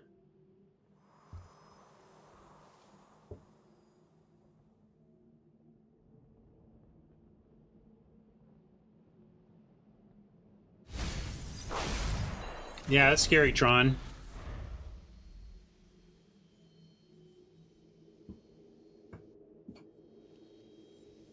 Cuban against chat, indeed. At least, you know, we have to be thankful that at the very least the vaccinations have put us in a place where if you're willing to get them, it truly is more like a flu, you know, than a deadly disease. Generally, vaccinated people are not ending up in hospitals. They're having low symptom or asymptomatic breakthrough cases when they happen. Yeah, and that's tough. I mean, this is where people are being selfish. Like, at the very least, I want to see all these people, the anti-vaxxers and the my freedoms people, like, where are you on seatbelts? Like, what, you know, where are you on, like, there's so many things that just don't make sense about the position that the freedom folks are taking here. Anyway, midnight clock, we could neutralize it. Do we need to?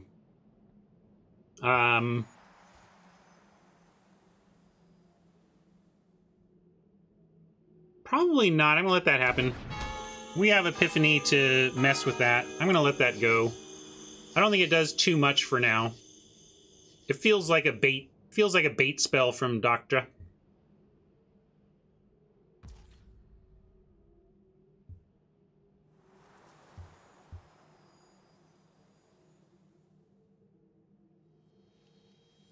I don't think that's necessarily the case, though. I mean,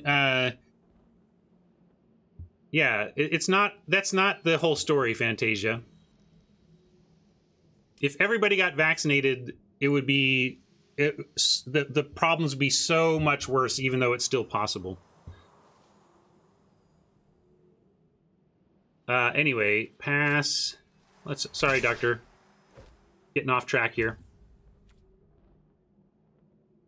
And I'm going to go ahead and make this trade. We can't just take that forever.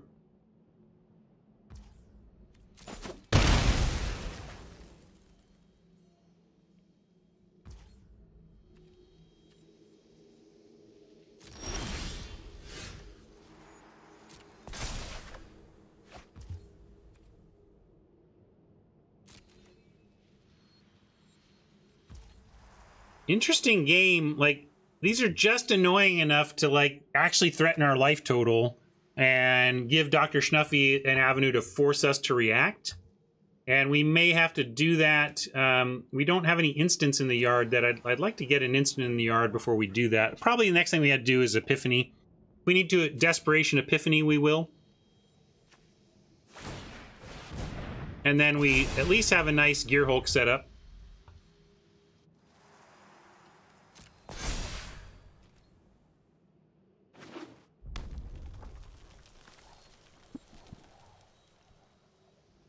Champion of Wits is not really counterable. If we had the other counter spell, oh, we have Disallow, so we could actually counter, right? Because it does counter Champion of Wits. That's kind of interesting.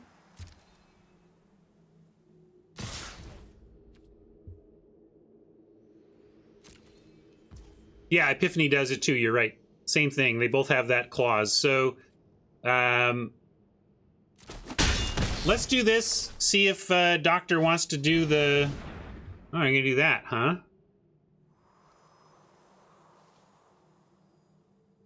Gonna do that, huh? What about... Even just 4, 5, 6, 7.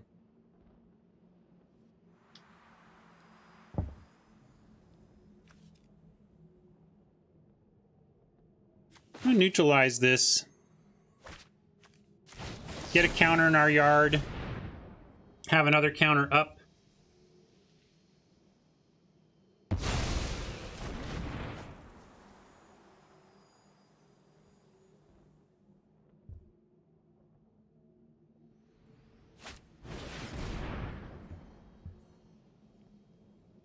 And yeah, disallow that.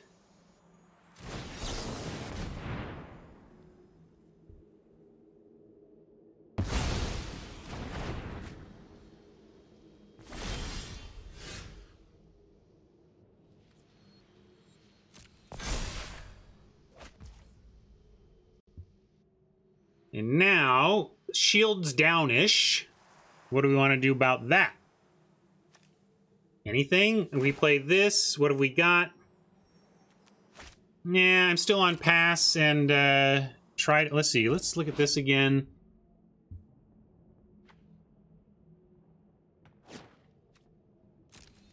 Another tough spot.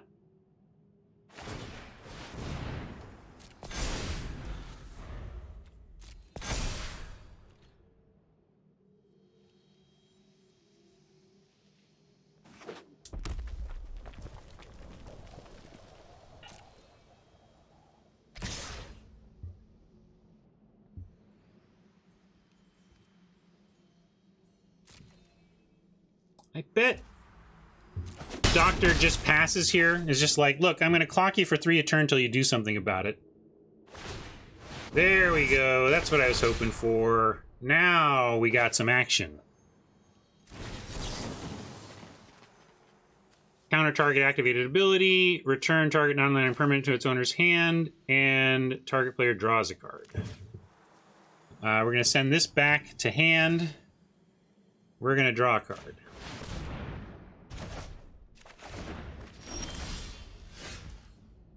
And now 4, 5, 6, 7.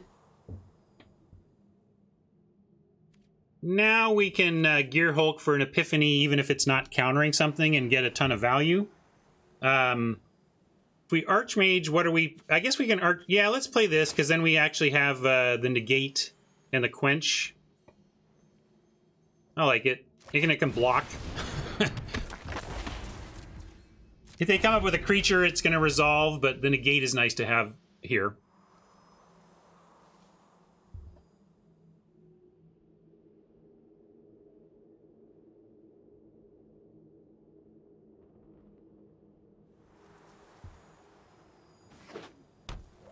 Cube is hard. So many decisions.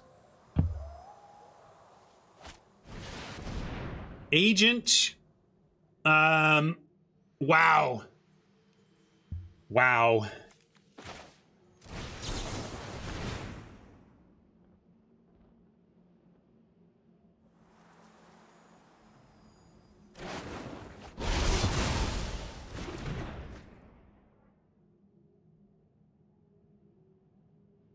Managed to quench something on 5, 6, 7, 8, technically 9 lands in play. So we'll take that. And now I'm going to go ahead and... Do we take this trade, or would you go to 4? I think we go to 4. Although, against red, we could just be dead if we do that. Maybe I'm being greedy, and I should just take this. I'll take it. I'll take the trade. We got value in hand, so I should avoid losing to other stuff. Now we have Gear Hulk plus Unkicked Blink available. And we also have, we can go search with Gear Hulk up.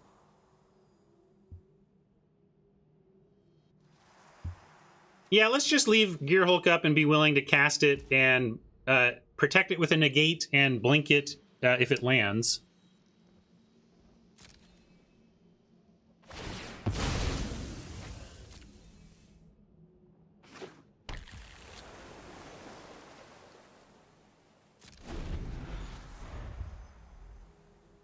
Go easy, folks.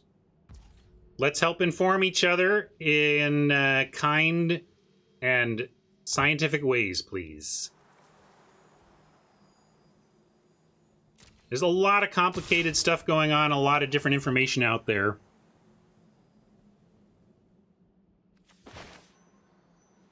But yeah, I'm going to do this now.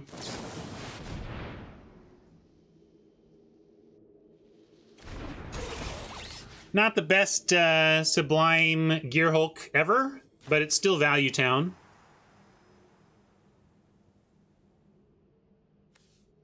And not even going to necessarily bounce that. I mean, bouncing the creature doesn't matter. So we're going to draw a card. We're going to create a token copy of our Gear Hulk. And we're going to... That's it, right?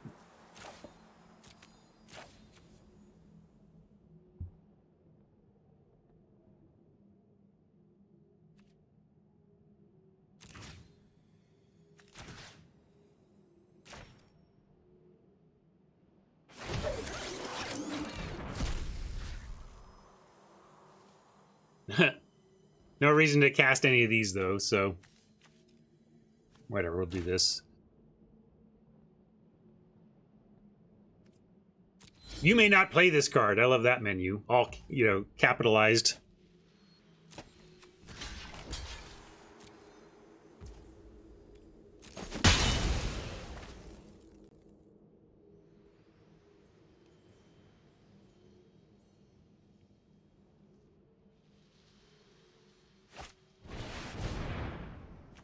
And again, I don't know how important the clock is here. We're going to let that happen. I've got a better clock than Oppo. I've got 2 5-power creatures. Oh no! Never mind, I've got 1 5-power creature. Can't negate it either, too bad.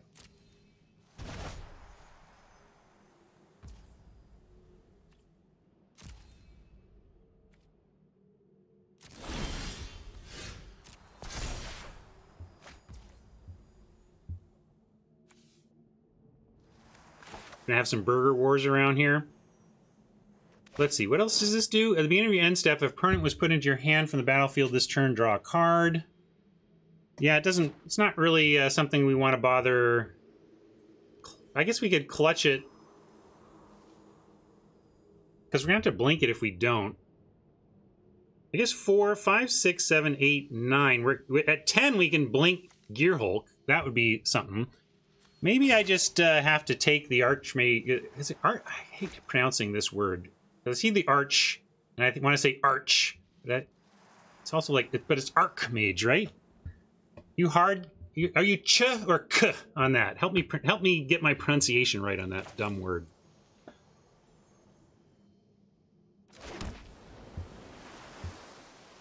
Ark of the Covenant, or the St. Louis Arch. Which one?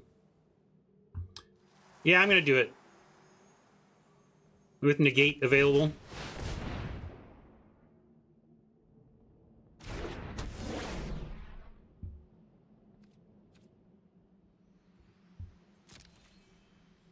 So we're saying this is Arch.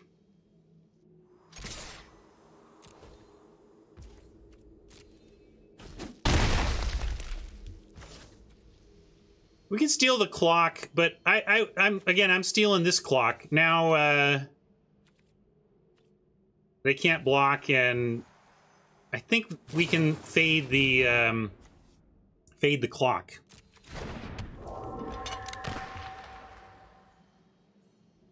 Yeah, we can absolutely blink Gear Hulk, but I'm hoping to do it like what I was saying is next turn we'll have 10 mana, and then we can literally blink it, kicked, and recast it at instant speed. Yeah, I could blink the clutches if we come up with something else. If we do decide we need to take the clock or something else. Now we got a 1/1 flyer that's being pesky. But again, sadly we're 1 off on the clock. We have a 3-turn clock at 15 with 7 power of attacking.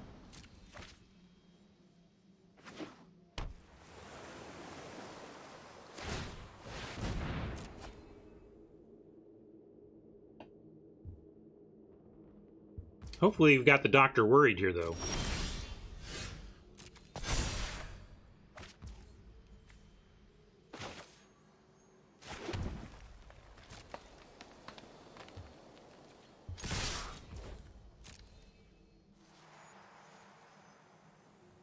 I'm not going to play the search. What we want is to be able to bounce and recast our Gear Hulk to hard counter something over there, and if we need to, we can not kick the blink and hold up negate as well. But we'll see what's needed. Oh, and also, how can I play Sail when that dude shows up? Where is it? Come sail away with me. Well, between me playing a control deck and me being me without a clock, it doesn't totally surprise me, but these games have been deep and complex, and we're talking a lot, so it is what it is. There's the Niv Miz. All right, well, with that, we are going to probably bounce our clutches and steal it, right? Because it can't be countered. So we're going to go...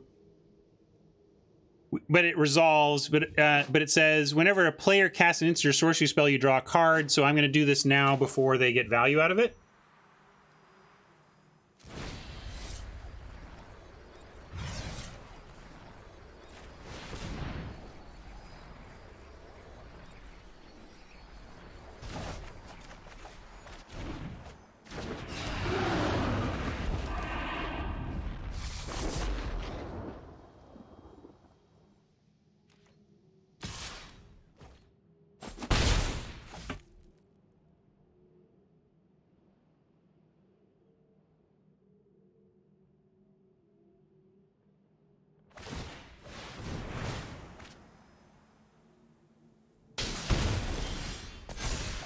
I'm looking. I looked, but I couldn't quite find the Berserker. What just happened? I missed it. Oh, we just took a damage? Okay, okay.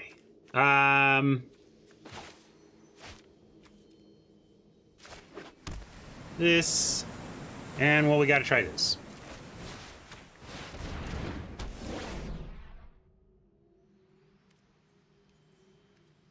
Yeah, I should read Niv Mizzet, huh?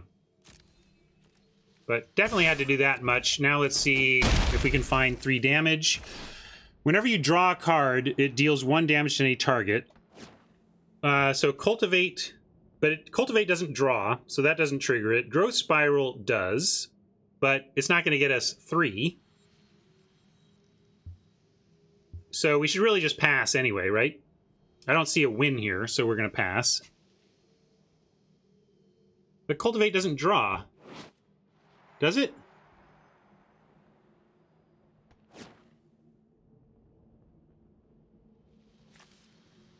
Keep reading. Search your library for up to 2 basic lands, reveal those cards, put 1 onto the battlefield tapped, and then the other into your hand, then shuffle. Oh, right. Sorry. Whenever a player... Okay. So, yeah, that does do it. Thank you, gang. Sorry, I just... Too many cards. I need to get vaccinated, clearly.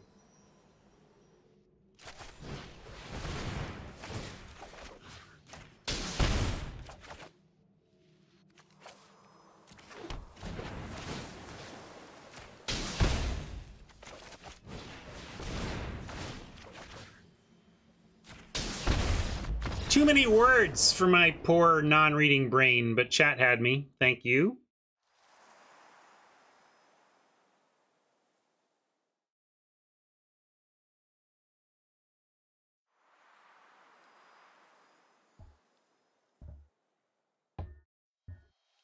Pesky words on cards, especially Cube. Oh man, Cube is kind of exhausting to stream. It's so fun, but a lot of reading.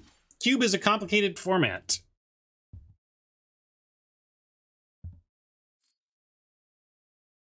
Thanks for the backup.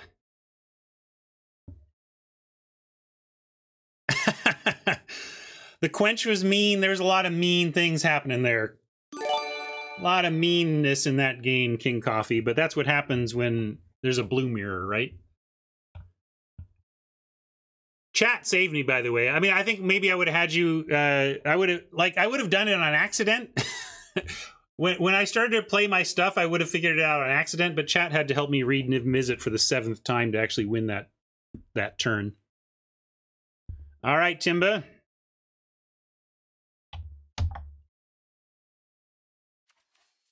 Timber ho. Oops. That is too many. No, that's, I copied too much.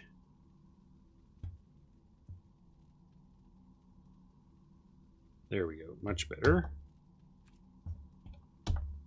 Well. Oh my goodness. I can't, it's not even letting me, like. Okay, there we go. At least it let me delete it.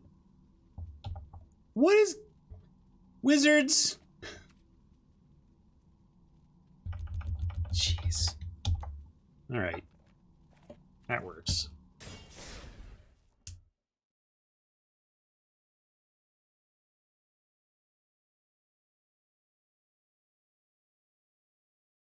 Not me.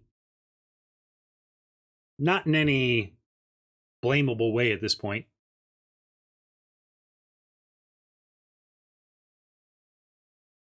Oh, that's awesome. Tego with the mega compliment.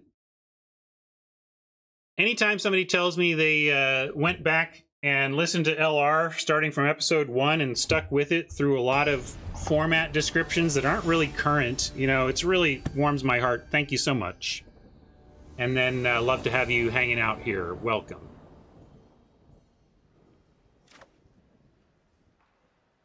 We're going to keep this.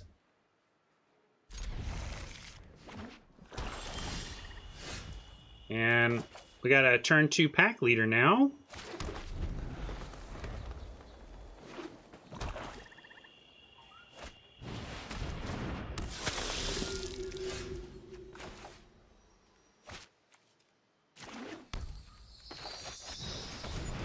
I don't know. Don't tell me. Shh, it's no spoilers. I haven't listened to the episode yet, and I don't know where they've gone with the whole Kato acronym.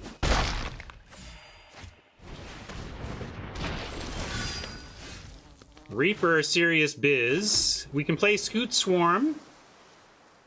It's risky. You generally consider this a, you know, a turn 6 play or whatever. But at this point, with what's going on here, I'm willing to throw it down because we have a 4, 5, 6 we're looking to do. I don't know. Am I being silly to think of playing this? Because it kind of says Trannel has to kill it on sight, or else we do start getting value. It's not like it doesn't do anything until 6. It just doesn't protect itself with a copy of itself until 6. I'm going to do it. Let's make Timber have it. Nikusar would hold. I get it. It's close. Yeah, I agree. It's close. So let's throw it out there and at least force Timber to think about something here. Interesting. So, Pack Leader is the better card in the abstract, but Scoot Swarm starts to create additional value for us. But Night Pack Ambusher also buffs the Pack Leader to a 4/4, and then it can start blocking all of this. So, as much as I would like to make the Scoot Swarm thing happen, I think we're better off. And it's also this flashes in. So Trannel may send in to the Wolfpack Leader into our open mana, and although this has a 4 power, yeah. Anyway, so I think I'm going to do that.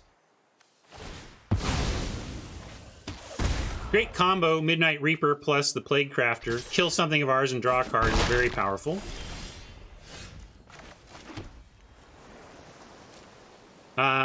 We can even send in here and offer the quote trade. Telegraphs. Probably should have just run it out there. Now Trannel is like, I know exactly what's up.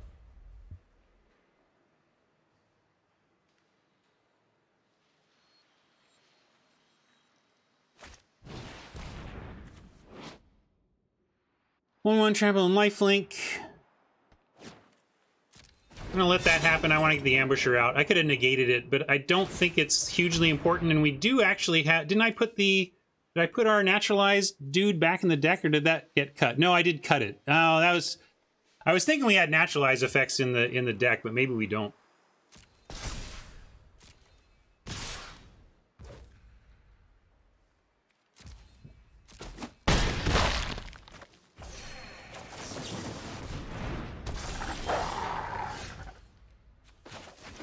But Primal Command does some work here. But we also might just want wolves. I'm going to send in, be greedy here. Might have to Primal Command. We'll attack to draw and see what we want to do.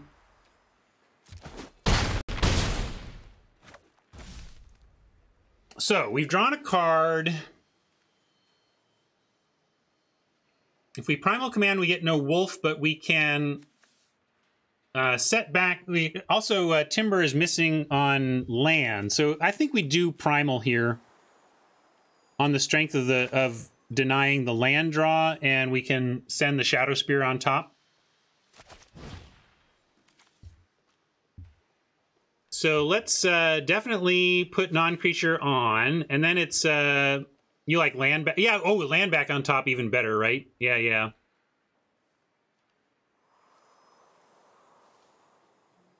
Although it kind of works out to the same. I mean, if we put the land on top, they replay it, and then they're at 3 lands with an equipped Shadow Spear.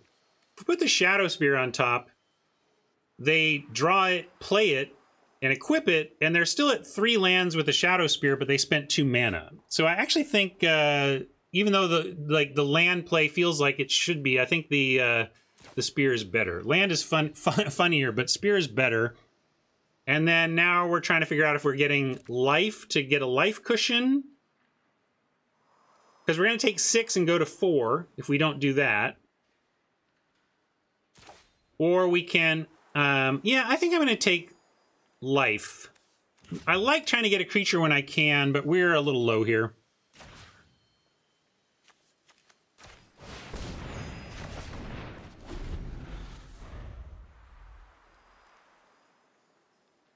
Gearhulk, unfortunately, doesn't get anything instant-wise, but it is a nice flash blocker.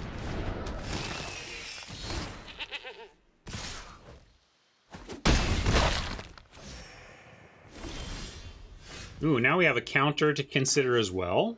Very fine. And I think we do swing in again with the life cushion we have and the wolf coming and the Gearhulk coming, we can attack.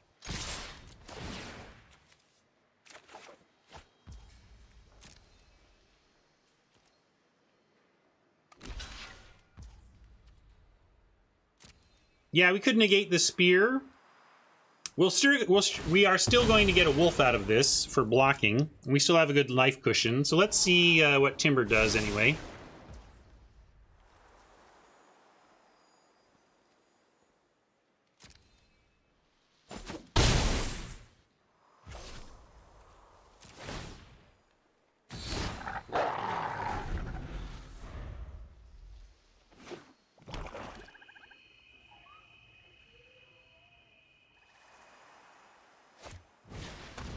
So here's our chance. We could also disallow it, but no need to do it that way. If we spend our negate here, we're not gear hulking here. And yeah, disallow to potentially gear hulk next turn is a good point, Tron. Oh, sorry, I saw the green lettering, which is what Tron is today, but I mean, Robert, welcome back.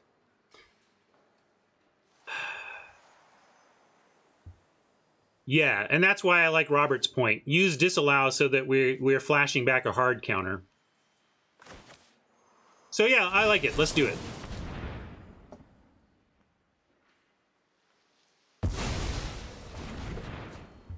Oh, really? You can set your Twitch color. Interesting.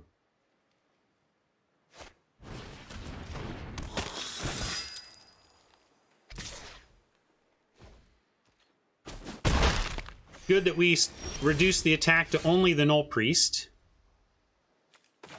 But gonna just keep playing out lands, and now we could send Pack Leader and Wolf for a card.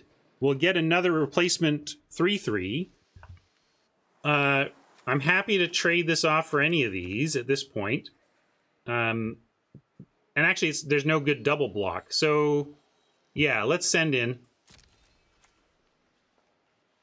with our Gear Hulk backup. Never mind. We're going to negate that. And since we've now played something on our turn, we're also going to...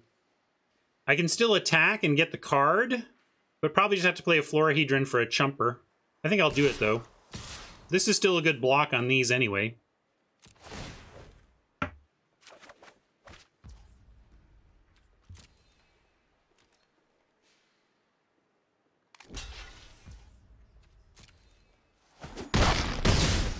And now we can empty our, tap out for stuff here.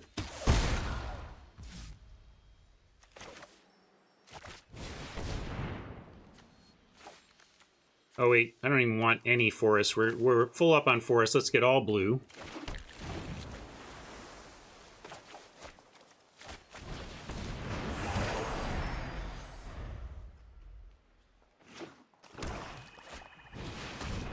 Uh-oh.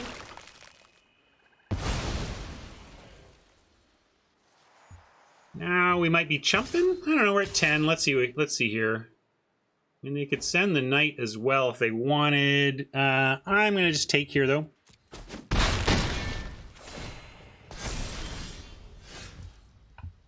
Potentially getting the cube back with Gear Hulk bounce anyway.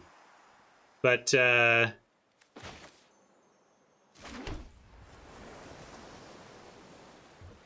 we can wait on that against the black deck.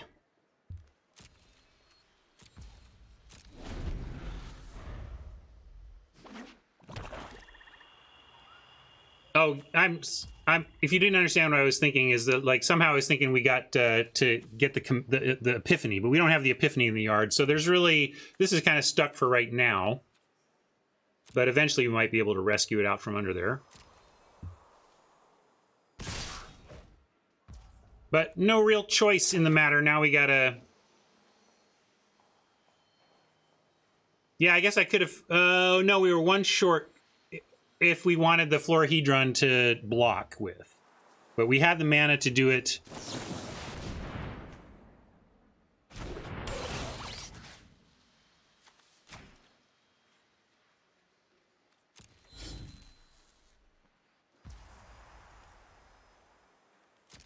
And now we got to try to get our wolf back and try to trade for the Reaper and then chump the Knight.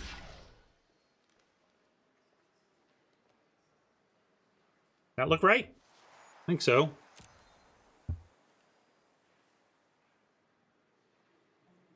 If Timber can save the cube, we're in trouble. But it looks like at least all Timber has is exile the cube card. Well, Null Priest has Menace, so we can't block it unless we're going to double block it, which we can't afford to do life-wise.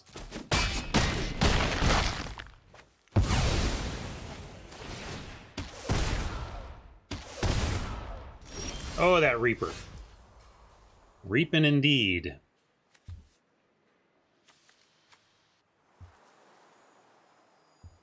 So now, it's funny, if we play the Archmage, then we don't get our Zenith. We could do this in Zenith. Zenith for 1, 2, 6. We can Zenith for 6.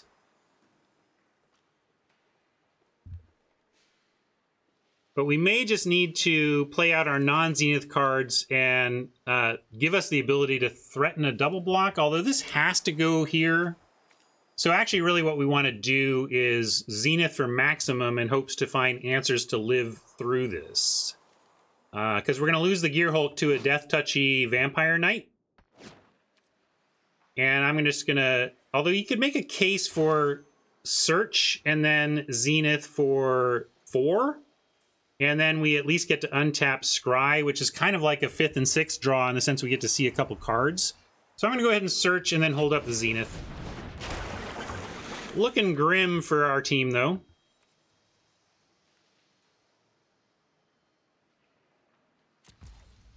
I don't think we can Zenith for under maximum in order to hope that we draw like the perfect answer, unless it's going to be death otherwise.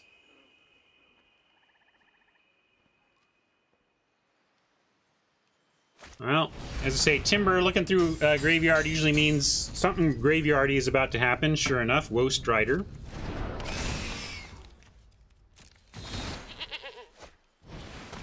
Ooh. So, speaking of things that, like, have to be stopped or we just lose the game, now we have to do that play, but unfortunately there's nothing we can find to stop it. Yeah, because I have no blue mana left, and the only things we could do to stop it would involve blue mana. So now we are, we don't have, like, I can do this, but to find what counter, right? So I'll go, X of 2 and then lose. Mono black. Nice, Timber.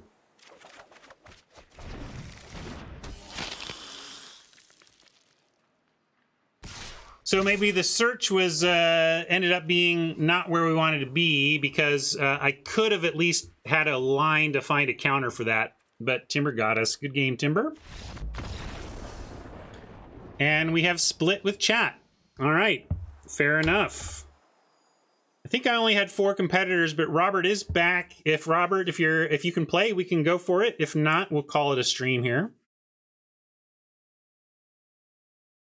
Oh yeah, we're it's so my crew, we had a complicated weekend. We are let's see. Here, let me count the number of people in our crew if you count my kids too. So there's me and my buddy Dan. There's my 2 kids. There is Evelyn, who I'm picking up on Friday, her sister and her husband who are driving up Saturday. Evelyn's 2 friends that are kind of joining us up there, And then we have friends who kind of who go see all the shows in their RV, and they're RVing, and there's going to be 2 of them. So kind of 11 people. There's 11 people in our total crew, but it's never going to be 11 people at once because my Evelyn and Marion and TJ are all leaving before Sunday, and then my kids are coming up Sunday. So at most there's going to be 9, but there'll be like 8 or 9 of us hanging out.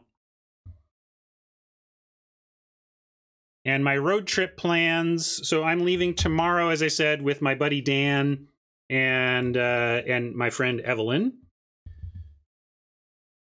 Evelyn is married to TJ. TJ is a game designer I worked with back in my Surreal software days, as is my buddy Dan. So, Robert, when I was telling you that I got game designers, Dan Dixon is my huge concert buddy. Anybody out there heard of Universe Sandbox? Maybe? I'll give my buddy Dan a little pitch here. Great success story. Effectively, Universe Sandbox is a gravity simulator. It's that simple, but it's not simple. Basically, Universe Sandbox is a playground for seeing how the universe operates in terms of its physical functioning. You can have all these prefab setups, and you can do things like, well, what happens if we start firing moons at the Earth? You know, what happens if we collide galaxies? What happens if we, just tweak Saturn's orbit just a little bit? What if we, instead of make Saturn having a stable orbit, we destabilize Saturn's orbit and see what happens, right? So anyway, a lot of stuff there. But the fun fact of it, like, so Dan Dixon was an associate producer at Surreal in the mid-aughts when I worked there with TJ. Dan and I both left the company and ended up working for a place called WXP for about a year. That was a small indie shop run by a friend of mine, and we went to work there for a year. And it was during that year where Dan really upped his programming chops and really just dove into this as a passion project. He was just like, nobody's doing this. I want a universe simulator. He loves astronomy, loves space stuff, loves the fundamental fact that how all of this works, how this entire universe works, boils down to this simple gravity formula, right? And because he's like, it's so simple. Like, we just use this one gravity formula and it just kind of makes everything happen. Anyway, Universe Sandbox, he then launched it and got it on Steam, and it's taken off. It's really successful. And that is my buddy Dan. So my buddy Dan is the creator of Universe Sandbox, and it's his passion project that now pays his way through life, and he's really happy with that. So that's my buddy Dan. And we are longtime concert buds, and going to be having a great time driving up to and anyway, Evelyn, my other passenger up, is the spouse of another colleague of mine from those days at Surreal, and she's actually the fish fan in the family. TJ is like, can take it or leave it, but just loves to go party. And so TJ's like, yeah, I'm in, whatever, and but Evelyn and Marion being Evelyn's sister, they are sister fish heads and have seen way more shows than me, and are the types that are just like, they're willing to wait in line way early so they can get up to the front, that kind of thing. And Evelyn, Dan, and I will have an awesome road trip up for sure. And then my road trip back is going to be Dan Dixon, my 2 kids, and me. And that'll also be fun. If the rest of the car will abide, Claire and I will probably do our karaoke playlist, do some singing. Yeah.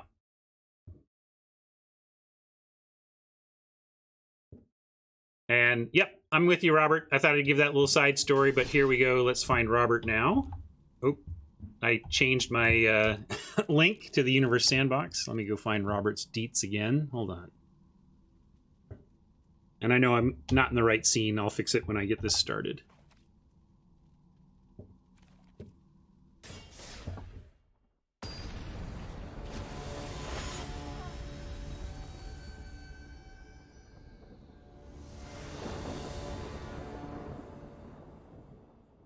All right. Awkward. Good mana, but our hand doesn't start until literally turn 4. We're on the play, so we can take a chance that we might draw some action.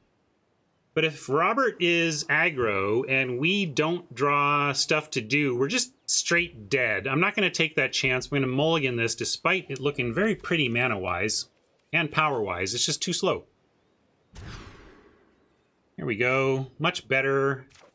I'm going to keep this, and we're going to have to play the Tangled Florahedron as land on turn 1. Is negate worth keeping? Boy, this is where if I knew what Robert was doing, we'd have a lot better understanding of how to approach what to bin here. But I think I'm going to risk it and bin the negate.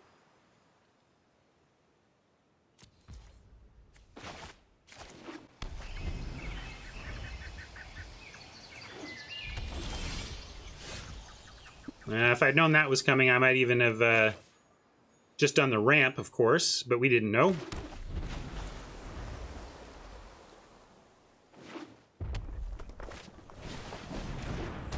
And seeing Robert on 2 mountains makes me feel better about that choice to mulligan as well.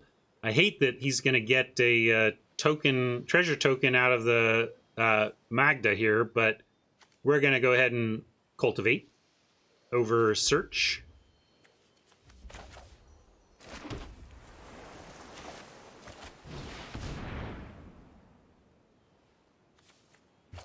Definitely 1 island at least. Probably, well, we do have a double green. It's just that we have so much blue. I think I'm going to get 2 islands.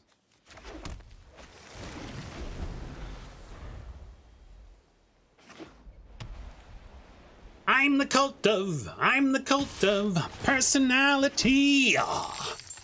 Funny you brought that up, Tron. That's one of my family, a family treasure is the VHS tape of my brother, my 2 cousins, my sister, and me lip syncing Cult of Personality in like '89. I was lead singer. We had, you know, tennis racket guitars, and it's good stuff.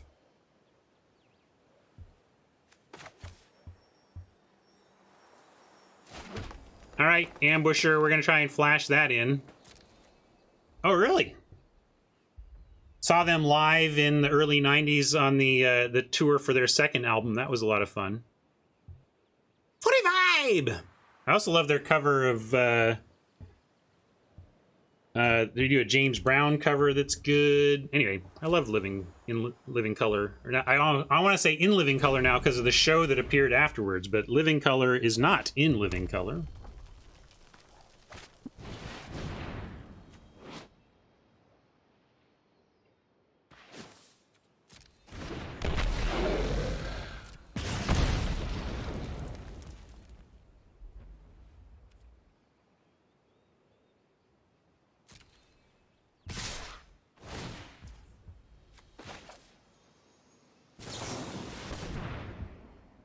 We'll at least try to get this Magda, but we're getting run over here, gang. Robert casually strolls back in and just smashes my face.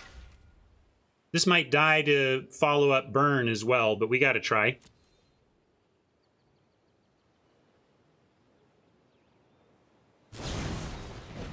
Even worse.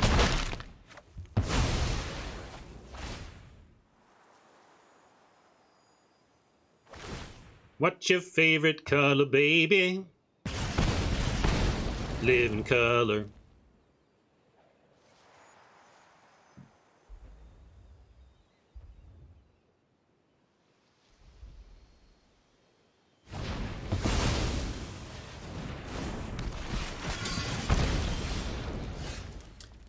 Well, we're clutching something. what's it going to be?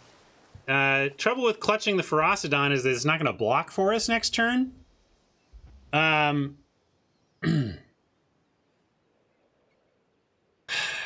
we got to clutch something. So I guess it's got to be the Prankster, trading with the Rimrock, and then finding a way with the Ferocidon somehow. Yikes. I don't think we can afford to take the Ferocidon and not block next turn.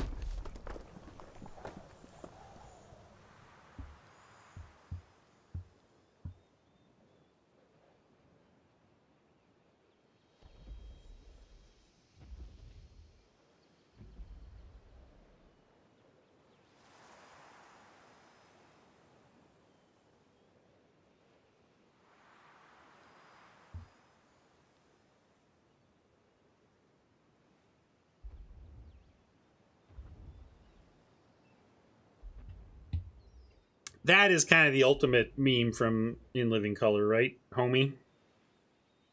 Fire Marshal Jim's funny too, though. Jim Carrey, the Plastic Man. That's just not fair, Robert. Adding that card to a good aggro deck, what am I supposed to do? I got nothing. I got nothing. I think we're just gonna lose, gang. That's all right. Had a fun day, picked up a couple wins, pretty even against chat. We can play a couple creatures here, though, at least.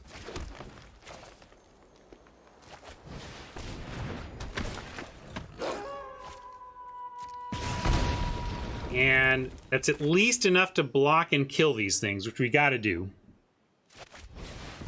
Even though we go to 2.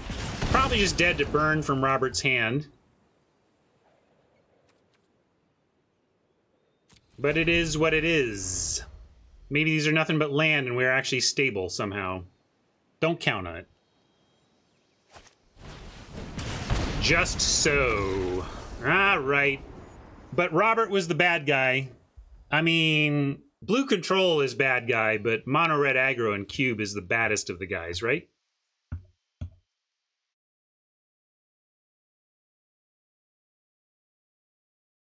I'll notch the loss.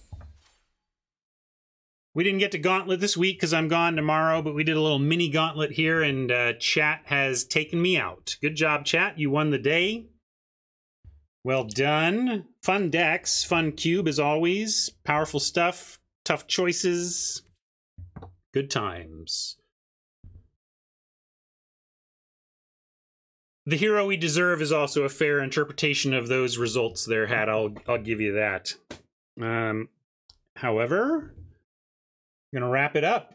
I got to go stress out about leaving on a trip, and then I got to leave on the trip, and it'll be a blast. And I'll tell you all about it when I come back on Tuesday. We're driving back from this whole affair on Monday, meaning that I won't be streaming again until Tuesday. So. Thank you all for hanging out, YouTube friends. Hope you enjoyed that, and I'll catch you next Tuesday for you live folks. And I will try to, I'll see if I can get some content queued up for YouTube friends over the weekend, but I might miss out on that depending on how my day breaks. So we'll see. Thanks, though. See ya.